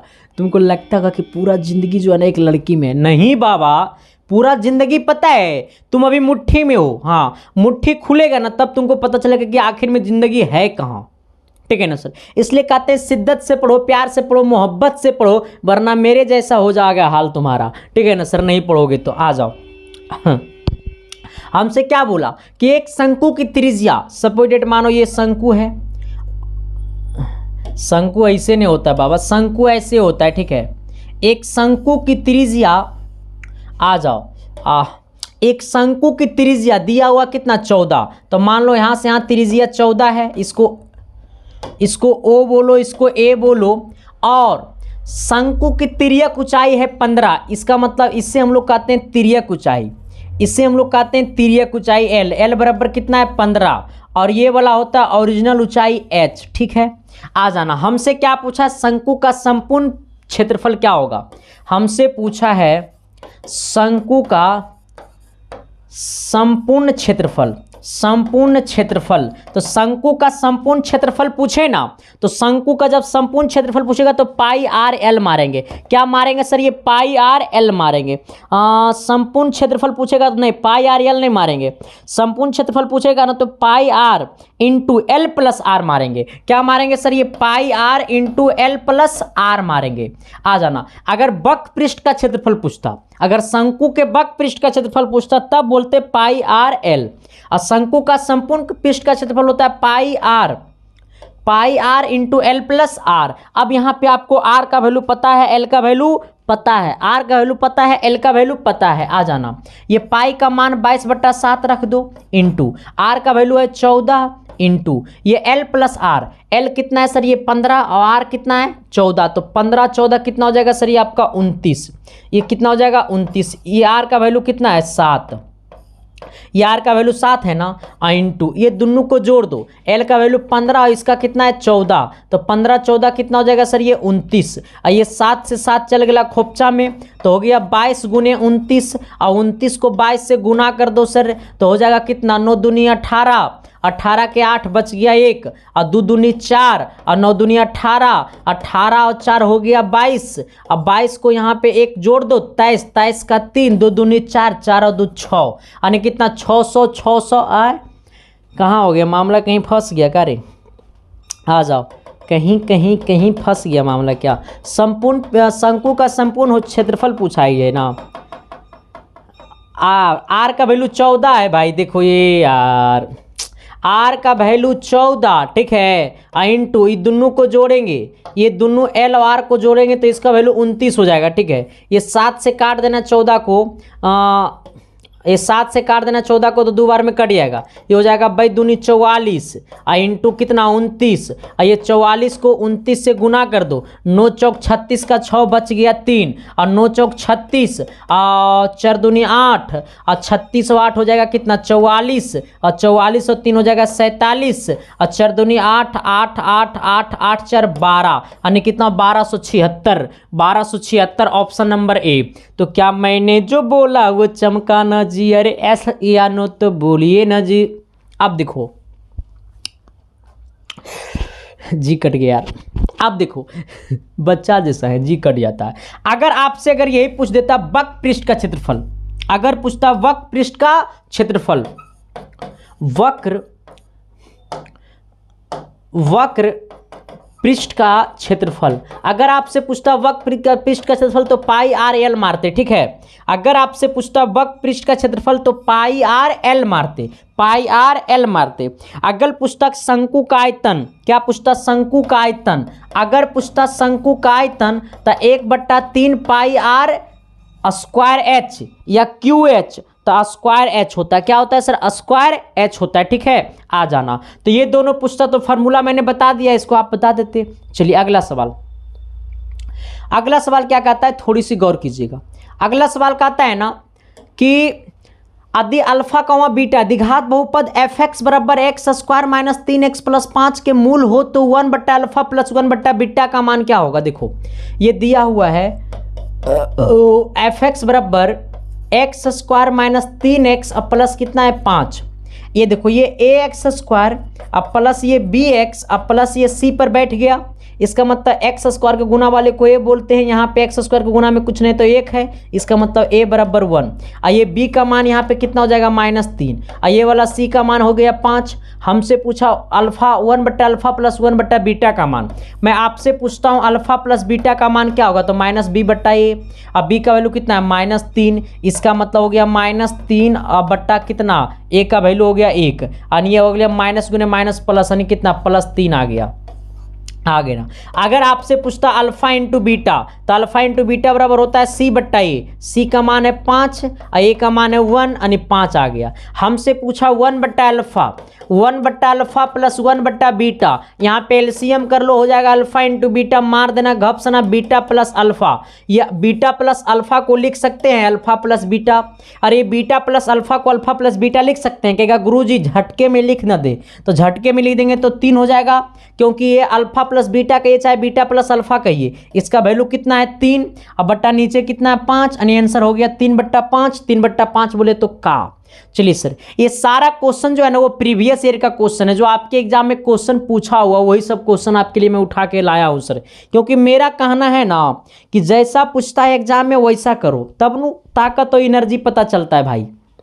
आ जाओ सवाल क्या कहता है, कहता है किसी घटना की प्रायिकता नहीं होती है। देखो प्रायिकता जो होता है ना सर, वो किसी भी घटना की जो प्रायिकता होता है ना वो होता है 0 से, लिख लो 0 से बड़ा और 1 से छोटा या 1 के बराबर। मेरा बात समझ में आया? मैंने क्या बोला कि प्रायिकता जो होता है वो किसी घटना की जो प्रायिकता होता है वो 0 से बड़ा होता है, ठीक है, और 1 से छोटा या 1 के बराबर। आप सोच लो यहाँ बोला किसी घटना की प्रायिकता नहीं होती है। अच्छा एक किसी घटना की प्रायिकता होता है, हाँ, क्योंकि 1 के बराबर भी होता है। अच्छा और 0 से बड़ा तो 0.1 0 से बड़ा है, ये भी किसी घटना की प्रायिकता है, ये भी किसी घटना की प्रायिकता है। लेकिन -7 जो है सर वो 0 से भी छोटा हो गया, इसलिए ये किसी घटना की प्रायिकता नहीं है। तो हमसे यही पूछा कि कौन किसी घटना की प्रायिकता नहीं है, तो ऑप्शन नंबर सी जो है यानी गा जो है वो नहीं है। लेकिन ये 0.2 जो है वो 0 से बड़ा है और 1 से छोटा है, तो ऑप्शन नंबर क्या हो गया आपका सी हो गया। अगला क्या कहता है कि यदि √3 सेक थीटा बराबर 2 तो थीटा का मान क्या होगा। अरे जब जब तुझको देखूं तो अरे जी घबराता है, और जब जब गाना नहीं गाता है तो पढ़ाने में मन नहीं लगता है। आ जाओ रे बाबा आ। देखो यहाँ पे लिखना ए √3 जो है वो गुना में नीचे आएगा भागा में। इसका मतलब ये सेक थीटा बराबर 2/√3 और 2/√3 बोले तो ये सेक थीटा, ये सेक कितना का मान है, तो ये जो है सर वो आपको सेक 30 का मान है। इसका मतलब ये 2/√3 जो है वो सेक 30 का मान है। यहाँ भी सेक, यहाँ भी सेक, सेक से सेक गला खोपचा में थीटा बराबर 30 डिग्री। हमसे ये पूछा था। अगला, निम्नलिखित में से √2 किसके बराबर है? कहता है निम्नलिखित में से √2 किसके बराबर है? tan 60 का जो मान होता है वो √3 होता है। cos 45 का जो मान होता है वो 1/√2 होता है। sin 30 का मान 1/2 होता है। 1/sin 45 यानी 1/sin 45 का मान होता है 1/√2। यहाँ पे √2 है, बट्टा में ऊपर जाएगा गुना में, यानी √2/1। इसको लिख सकते हैं ओनली फॉर √2, क्योंकि बट्टा में एक नीचे लिखा नहीं जाता है। तो √2 जो है वो 1/sin 45 के बराबर है। ठीक है। अगला कहता है ना सर, ला ला ला ला हो आ जाओ। कहता है ना सर कि अर्धवृत्त का व्यास 14 है और अर्धवृत्त की परिधि क्या होगी? देखो, अर्धवृत्त का व्यास मान लो आधा व्यास है, तो आधा व्यास ये वाला क्या केंद्र हो गया, ये त्रिज्या, तो आधा व्यास कितना दिया हुआ है? तो अर्धवृत्त का आधा व्यास दिया हुआ है 14। इसका मतलब त्रिज्या कितना है? तो त्रिज्या है 7, क्योंकि ये यहाँ से यहाँ पूरा है 14। इसका मतलब ये 7, ये 7। हमसे पूछा अर्धवृत्त की परिधि, अर्धवृत्त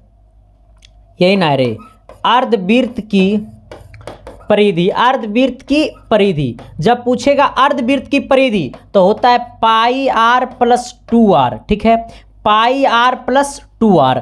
अर्धवृत्त की परिधि होता है πr + 2r। कहिएगा कैसे गुरुजी? तो देखो, यहाँ वाला ये पूरा वृत्त का परिधि होता है 2πr, ये पूरा वृत्त का परिधि होता है 2πr, लेकिन इसको दो भाग में हम बांट दिए, एक भाग इधर, एक भाग इधर। तो यहाँ देखो, अब यहाँ देखो, ये पूरा है 2πr, इसका मतलब ये वाला πr, यहाँ से यहाँ πr और यहाँ से यहाँ भी πr। लेकिन यहाँ ये केंद्र है तो ये त्रिज्या, यहाँ भी केंद्र है तो ये त्रिज्या। और जब अर्धवृत्त की परिधि निकालना तो ये पूरा निकालना है। इसका मतलब यहाँ से यहाँ तो πr और ये एक r, ये एक r, 2r हो गया। ये पाई का मान कितना होता है? 22/7। त्रिज्या कितना दिया हुआ है? 7, अब प्लस 2 गुने त्रिज्या यानी कितना है? 7। 7 से 7 गला खोपचा में, ये 22 हो गया। अब 22 अब प्लस कितना? 7 दूनी 14, अब 22 और 14, 6 2 1 कितना? 3, 36। ऑप्शन नंबर कहाँ गया? तो ऑप्शन नंबर आपका सी में गया, 36। चलिए अगला सवाल की तरफ हम लोग बढ़ते हैं। अगला सवाल क्या कहता है, थोड़ी सी गौर कीजिएगा। कहता है बिंदुओं P जो है वो -2,8 और Q जो है वो -6,4 को मिलाने वाली रेखाखंड का मध्य बिंदु।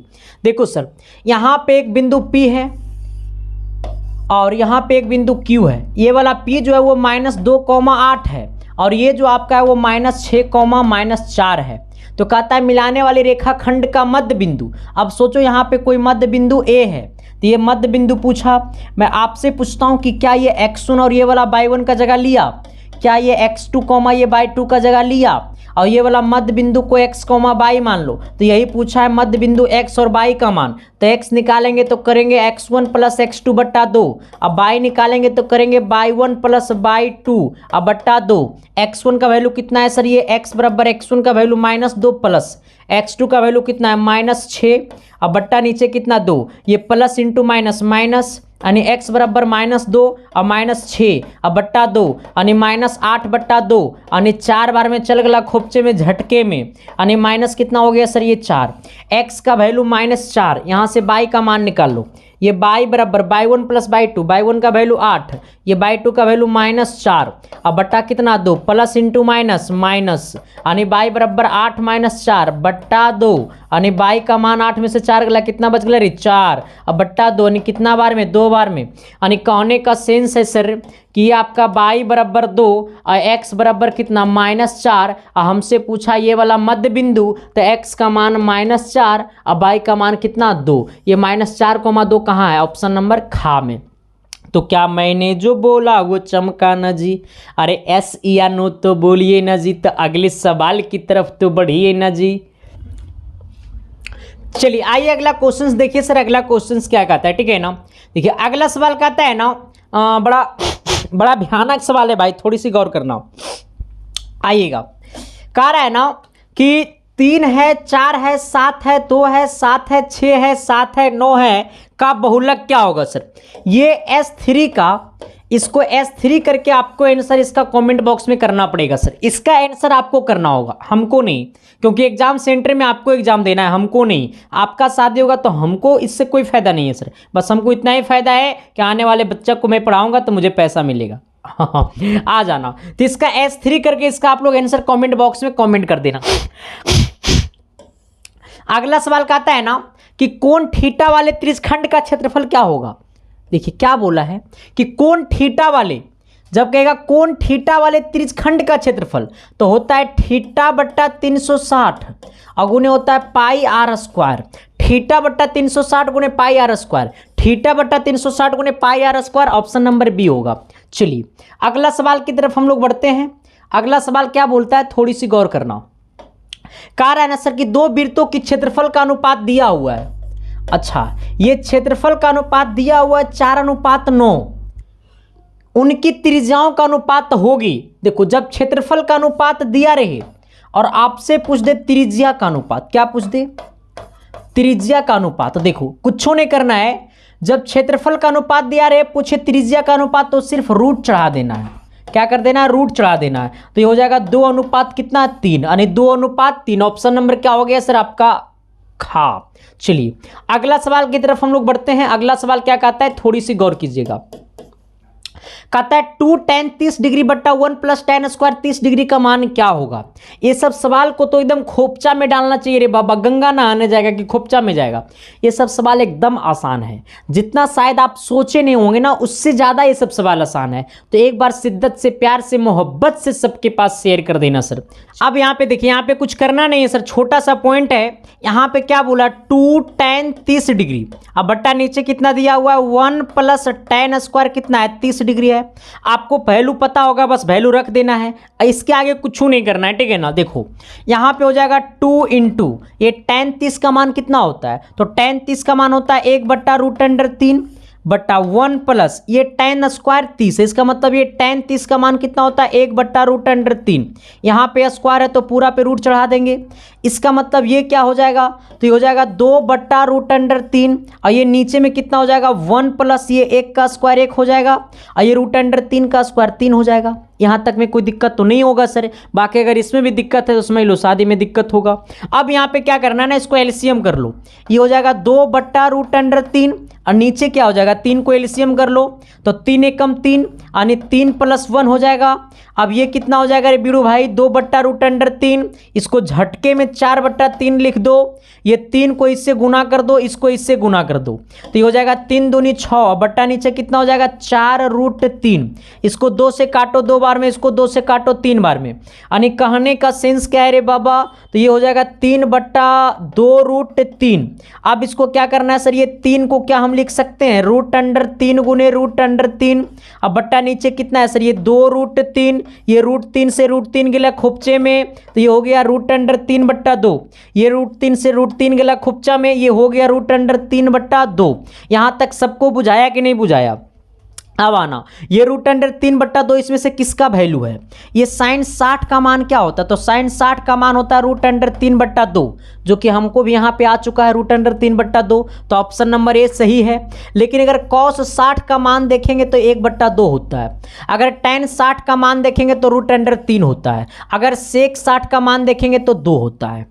ठीक है, तो हम आया यहाँ पे कितना? √3/2। तो ऑप्शन नंबर क्या हो जाएगा सर? ये आपका ए हो जाएगा।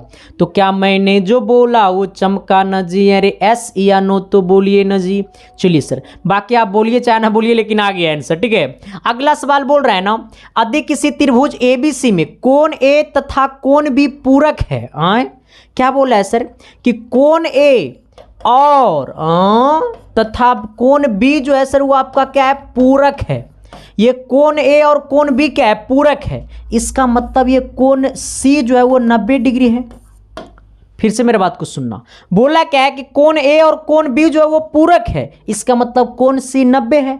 यहां पे हमको बोला है cot C का मान। कॉट सी का मान, इसका मतलब कॉट 90 का मान। तो कॉट 90 का मान क्या होता है? 0। क्यों? क्योंकि tan जो 90 का मान होता है वो होता है इनफिनाइट, ठीक है। तो इनफिनाइट का उल्टा क्या होगा? 0, और tan का उल्टा क्या होता है? कॉट 90, न कॉट 90 का मान 0, ठीक है ना। तो कॉट 90 का मान कितना होगा सर? 0। क्यों? क्योंकि यहाँ पे हमारा दिया हुआ कॉट 90 जो है सर वो 0 होता है, क्योंकि tan 90 का मान इनफिनाइट होता है, तो इनफिनाइट का उल्टा 0। यहाँ पे a, b जो है वो पूरक है, इसलिए हमारा कौन सी बराबर 90 हो जाएगा। चलिए अगला सवाल की तरफ हम लोग बढ़ते हैं। अगला सवाल बड़ा मजेदार सवाल बोला, देखो अगला सवाल बोल रहा है ना सर कि तेरी आंखों में बाकी मुझे गाने नहीं आता है। आ जाओ सर, देखो कुछ करना नहीं है, बोल रहा ना कभी n एक प्राकृतिक संख्या है तब रूट अंडर n की वैल्यू क्या होगी। अगर n जो है वो आपका प्राकृतिक संख्या है, ठीक है, n प्राकृतिक संख्या तो रूट अंडर n क्या होगा? क्या हमेशा प्राकृतिक संख्या होगा? नहीं सर। क्या हमेशा अपरिमेय संख्या होगा? नहीं सर। क्या हमेशा परिमेय संख्या होगा? नहीं बाबा, ये कभी प्राकृतिक संख्या और कभी अपरिमेय संख्या होगा। सिंपल बात है। क्यों? क्योंकि अगर रूट के अंदर कोई संख्या n है तो प्राकृतिक संख्या का मतलब होता है वो संख्या जो गिनती की जाने वाली संख्या को हम लोग प्राकृतिक संख्या कहते हैं। ये सब मेरा प्राकृतिक संख्या है। इसमें से किसी का भी वैल्यू अगर यहाँ पे हम रख देंगे तो कोई रूट में रह जाएगा या रूट से बाहर निकल जाएगा। यही दो काम में से एक काम होगा ना। जैसे रूट अंडर यहाँ पे हम 9 रख दिए n का जगह, तो हो गया इसका वैल्यू 3। ये 3 अपने आप में क्या है? ये प्राकृतिक संख्या भी है और ये आपका परिमेय संख्या भी है ना। एस या नो? क्योंकि काउंटिंग की जाने वाली संख्या है। अब ये प्राकृतिक संख्या भी और परिमेय संख्या भी है। अगर यही अब 9 के जगह हम ये n के जगह 13 रख देंगे तो 13 क्या रूट से बाहर निकलेगा? नहीं। तो ये 13 क्या हो जाएगा? अपरिमेय संख्या हो जाएगा। अपरिमेय संख्या हो जाएगा। इसके सिवा और कोई बात संभव है नहीं।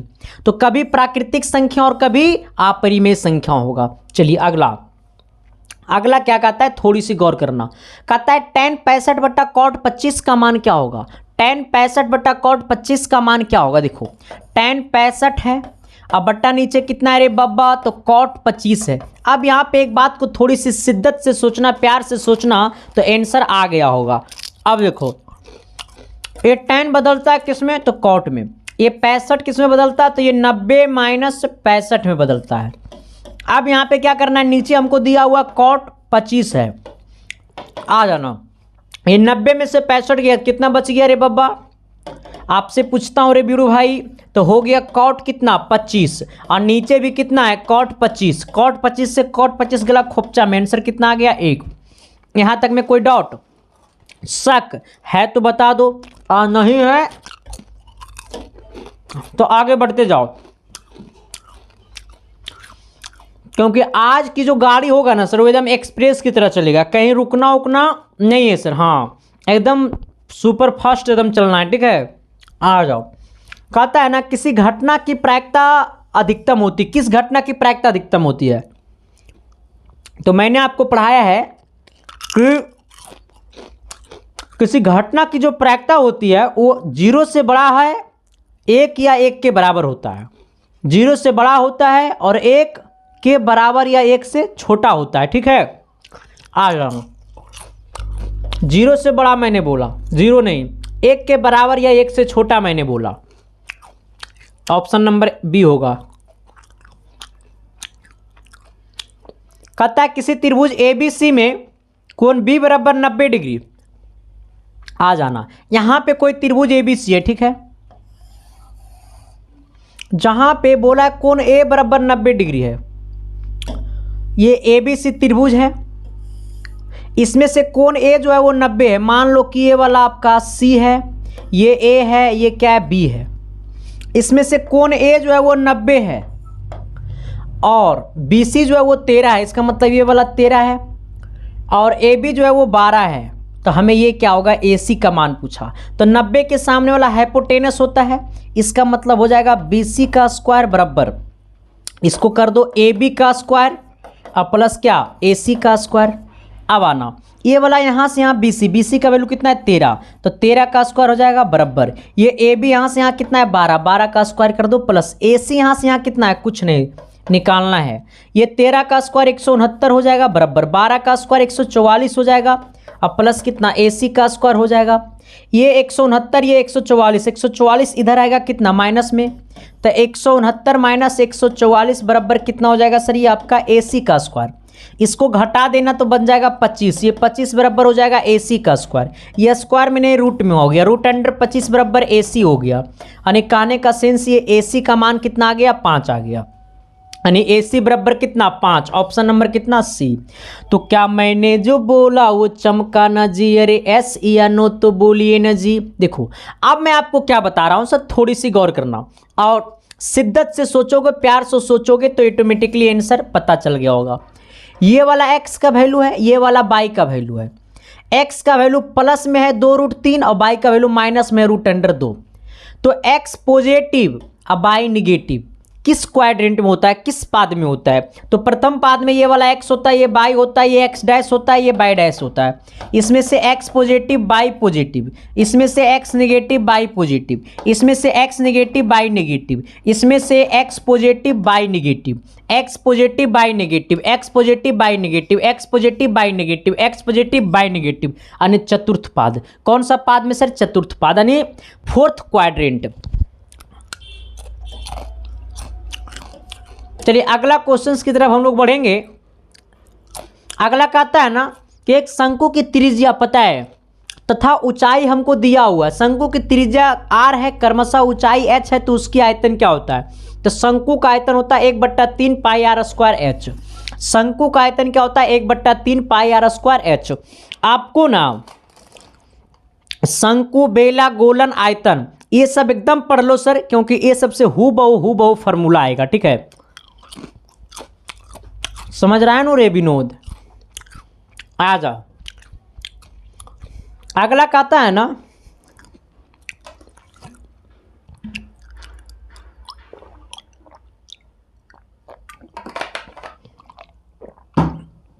आहा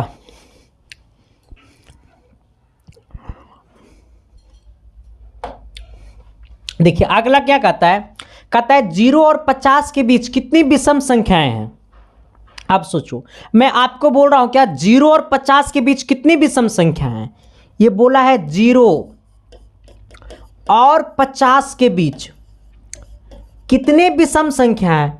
अब आपको बोलूंगा कि इस अंगली ये हाथ में टोटल कितना अंगली है, तो कहिएगा 5 अंगली है। अब बोलूंगा कि इसके और इसके बीच कितनी अंगली है, इसके और इसके बीच कितनी अंगली, तो आप कहिएगा 3 अंगली है। तो मैं बोलूंगा 0 और 50 के बीच कितने हैं, तो 0 नहीं होगा, 1 2 3 डॉट डॉट डॉट डॉट 49, ये दोनों के बीच। अब इसमें से विषम संख्या चुनना है, तो ये वाला का आंसर आपको देना होगा सर। इतना छोटा आंसर हम देंगे तो फिर बड़ा मामला गड़बड़ होगा सर, और ये आंसर सब कोई देगा, चाहे गलत दे चाहे सही दे, और जो लोग ना देगा ना उसका बीबी काल मिलेगा। अब सब कोई तो कमेंट करिए देगा, और सब कोई इसका आंसर कमेंट करेगा सर, ठीक है। चलिए अगला क्या कहता है, थोड़ी सी गौर करना रे पगला। कहता है ना सर कि cos 1 डिग्री गुने cos 2 डिग्री गुने cos 3 degree dot dot dot dot cos 90 degree. क्या बोला है, cos 1 डिग्री गुने cos कितना है सर ये आपका 2 डिग्री गुने cos कितना है रे बब्बा 3 डिग्री गुने dot dot dot dot dot dot कितना है cos 90 डिग्री। मैं आपसे पूछता हूं सर कि आप देखो इस पे ध्यान मत देना कि ये बहुत लंबा जा रहा है, आप इस पे ध्यान दो कि ये cos 1 डिग्री है इंटू ये कितना है cos 2 डिग्री है इंटू ये cos 3 डिग्री है into dot dot dot dot. अच्छा ये cos 90 का मान कितना होता है, तो 0, तो ये 0 को पूरा में गुना कर देंगे तो आंसर क्या हो जाएगा 0। मामला फिट। अब इसमें से किसी प्रकार की दिक्कत समस्या है तो बता दो मेरे यारों, आपकी समस्या पे करूंगा खुल के बार, तभी तो झटके में कर जाओगे टॉप। ये गुरु जी झटका में कोई टॉप होता है। आ जाओ अगला सवाल कहता है ना सर कि 5 cos थीटा बराबर 3 है तो 3 tan थीटा का मान क्या होगा। क्या कह रहा है, 5 cos थीटा बराबर 3 है तो हमसे बोला है 3 tan थीटा का मान। ये 5 गुना में नीचे आएगा भागा में, इसका मतलब ये कॉस थीटा बराबर हो जाएगा 3/5। अब सोचना ये कॉस का फॉर्मूला क्या होता है, b/h, b बराबर 3, h बराबर 5। जल्दी से जल्दी कमेंट कर दो, यानी h बराबर 5। तो हमें p का मान क्या होगा, p का मान जल्दी बता दो, p का मान 4 होगा। कैसे 4 होगा, तो ये फॉर्मूला पे निकाल देना, h² बराबर p² प्लस p²। आ जाना। अब यहाँ पे h की वैल्यू कितना है सर जी, तो h की वैल्यू 5 का स्क्वायर, p का मान निकालना है रे बाबा। अब b का मान 3 का स्क्वायर, अब 5 का स्क्वायर 25 है ना, आएगा -9। अब बल p²। समझ में नहीं आया रे, ये 3 का स्क्वायर 9, इन्हें आएगा माइनस में, 25 में से 9 गया सर, कितना बच गया 20। चल जब एक खोपचे में 16 बचेगा।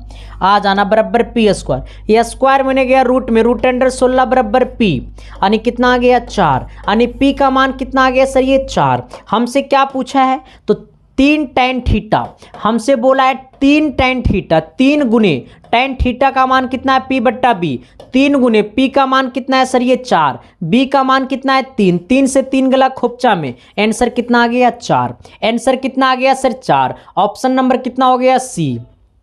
चलिए अगला क्वेश्चंस की तरफ हम लोग देखते हैं। अगला सवाल कहता है ना, थोड़ी सी गौर करिएगा, कहता है दो समरूप त्रिभुजों की क्षेत्रफल का अनुपात 64:21 है, तो उनकी संगत भुजाओं का अनुपात। अब देखो सर, हमें क्या बोला, हमें बोला है ना ढिंक चका नहीं सर, हमें दो त्रिभुज दिया हुआ है, एक त्रिभुज का क्षेत्रफल 64 है और दूसरे त्रिभुज का जो क्षेत्रफल है ना वो 121 है ना, 121 है। और हमें क्या बोला है कि क्षेत्रफल पता है, क्षेत्रफल का अनुपात है 64:121। हमसे पूछा है संगत भुजाओं का अनुपात, और जब पूछेगा भुजा का अनुपात तो रूट चढ़ा देना, तो रूट 64 ये हो जाएगा रूट अंडर 121। अच्छा, रूट अंडर 64 का वैल्यू 8 और रूट अंडर 121 का वैल्यू 11, और आ गया कितना 8:11। यहाँ तक में किसी प्रकार की दिक्कत समस्या है तो बता दो मेरे यारों, आपकी समस्या पे करूँगा खुल के बार। चलिए सर अगला सवाल क्या कहता है, थोड़ी सी गौर कीजिएगा। कहता है ना निम्न में से किस द्विघात बहुपद के शून्यांकों का योग -3 और गुणनफल है 2। निम्न में से क्या बोला है सर, ये बोला है निम्न में से, क्या चीज में से, निम्न में से किस द्विघात बहुपद के शून्यांकों का योग -3 और गुणनफल कितना है 2। अब देखो शून्यांकों का योग बोले तो अल्फा प्लस बीटा बराबर कितना है सर, ये -3 है। गुणनफल बोले तो अल्फा इंटू बीटा कितना दिया हुआ है 2 दिया हुआ है। हमसे पूछा है द्विघात बहुपद का समीकरण, तो द्विघात बहुपद का समीकरण होता है रे बाबा, एक square minus alpha plus beta into x plus alpha into beta. समझ में आया रे थीटा, ना बुझाया रे गामा। देखो इन्हें अगर पूछे द्विघात बहुपद का समीकरण तो x² minus alpha plus beta into x plus alpha into beta, alpha plus beta का मान -3 है तो x² माइनस इसका वैल्यू -3 है इंटू एक्स और प्लस अल्फा इंटू बीटा का वैल्यू 2, इसको करो माइनस इंटू माइनस हो गया प्लस, यानी x² प्लस 3x, और ये कितना है सर, ये +2, यानी x² plus 3x plus 2, x² plus 3x plus 2, x² plus 3x plus 2, x² plus 3x plus 2। चलिए अगला सवाल क्या कहता है, थोड़ी सी गौर कीजिएगा। कहता है निम्न में कौन अपरिमेय नहीं है। अच्छा, कहता है अपरिमेय नहीं है, बोला है कि अपरिमेय नहीं है, अपरिमेय नहीं है। इसका मतलब क्या है रे बाबा, इसका मतलब परिमेय है बोला अपरिमेय नहीं है। अच्छा, ये रूट अंडर 10 कैसी संख्या है, अपरिमेय संख्या है। रूट अंडर 24 कैसी संख्या है, अपरिमेय संख्या। क्यों, क्योंकि रूट अंडर 24 को अगर हम तोड़ेंगे तो 8 कितना हो जाएगा, 6 चौक 24, ऐसे तोड़ सकते हैं, 6 चौक 24, तो ये 4 निकलेगा 2 बन के, और रूट अंडर 6 मतलब रूट में ही रहेगा, इसलिए अपरिमेय संख्या है। लेकिन हमसे पूछा कि अपरिमेय नहीं है। रूट अंडर 35 अपरिमेय संख्या है, और रूट अंडर 121 को तोड़ेंगे तो 11 निकलेगा। क्यों? क्योंकि 11 का स्क्वायर होता है। तो हमें बोला अपरिमेय नहीं है, तो हमारा एक रूट अंडर 121 जो है वो अपरिमेय नहीं है। क्यों? क्योंकि रूट अंडर 21 का वैल्यू होता है 11, और 11 जो है सर वो आपका परिमेय संख्या है। कैसी संख्या है सर? ये आपका परिमेय संख्या है। चलिए अगला सवाल। अब देखिए, आपका सवाल की समाप्ति हो गया सर, और मैं आपको बताना चाहता हूं कि आप एक बार सर इसको थोड़ा सा आप देख लीजिएगा, ठीक है ना। आप एक बार ये 5 पॉइंट आपको मैं बता रहा हूं, ठीक है ना। ये 5 पॉइंट को आप देख लीजिए सर। कौन कौन 5 पॉइंट है? आप 1 नंबर में देख लीजिएगा, 2 नंबर में देख लीजिएगा। क्या क्या देखना पड़ेगा सर? बस आपको कुछ नहीं करना है, आपको अब कुछ नहीं करना है सर। बस अब कुछ और पॉइंट है जो आपको देखना पड़ेगा सर। सबसे पहली बात है ना कि आपका सेम टू सेम हु बहु फार्मूला पूछेगा। किससे पूछेगा? तो गोला, शंकु, आयतन, घन, घनाभ, बेलन, ये सब का फार्मूला आप याद कर लीजिए, ठीक है। इसमें से 2-3 फार्मूला फिक्स रहेगा। ट्रिग्नोमेट्री का फार्मूला फिक्स रहेगा। बस कुछ कुछ चीज़ आपसे मैं टेस्ट लेता हूँ।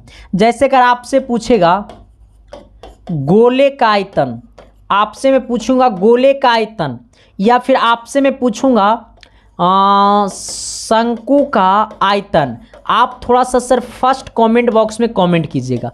अगर मैं आपसे पूछूंगा घनाभ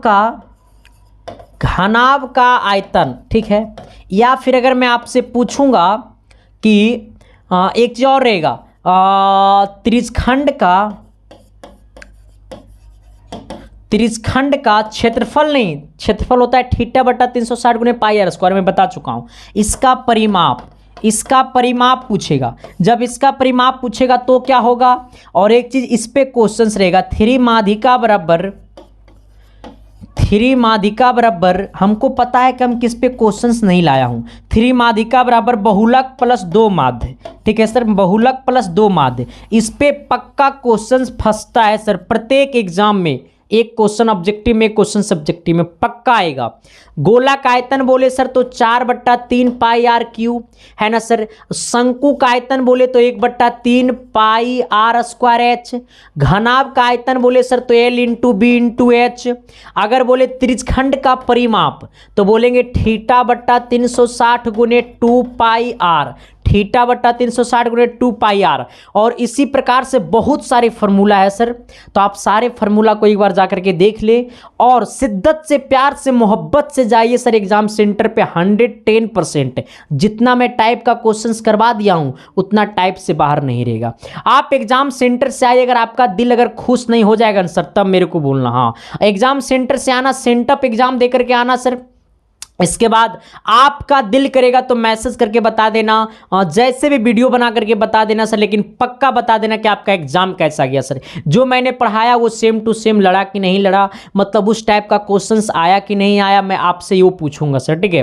तो आप जाइए सर, आराम से एग्जाम दीजिए, एकदम चिंता मुक्त होके जाइए, ठीक है। एग्जाम में टेंशन उनसन नहीं लेना है, एकदम टेंशन मुक्त जाना है, ठीक है। एकदम आज जाना है, फाड़ के चलाना है, गर्दा उड़ा के चलाना है, ठीक है। तो आज तक की क्लास इतना ही रहेगा सर, बाकी आप सबसे डेली क्लासेस में मिलते रहेंगे। थैंक यू, लव यू, बाकी मिलते हैं आप सबकी अगली क्लास में, तब तक के लिए बाय सर। और ये क्लास कैसा लगा सर आप लोग कमेंट बॉक्स में जरूर बताइएगा। अच्छा लगा तो अच्छा, बुरा लगा तो वही बताइएगा, लेकिन दिल पे हाथ रख के कमेंट कीजिएगा कि ये क्लास कैसा लगा, लेकिन कीजिएगा जरूर, हाँ ठीक है ना सर।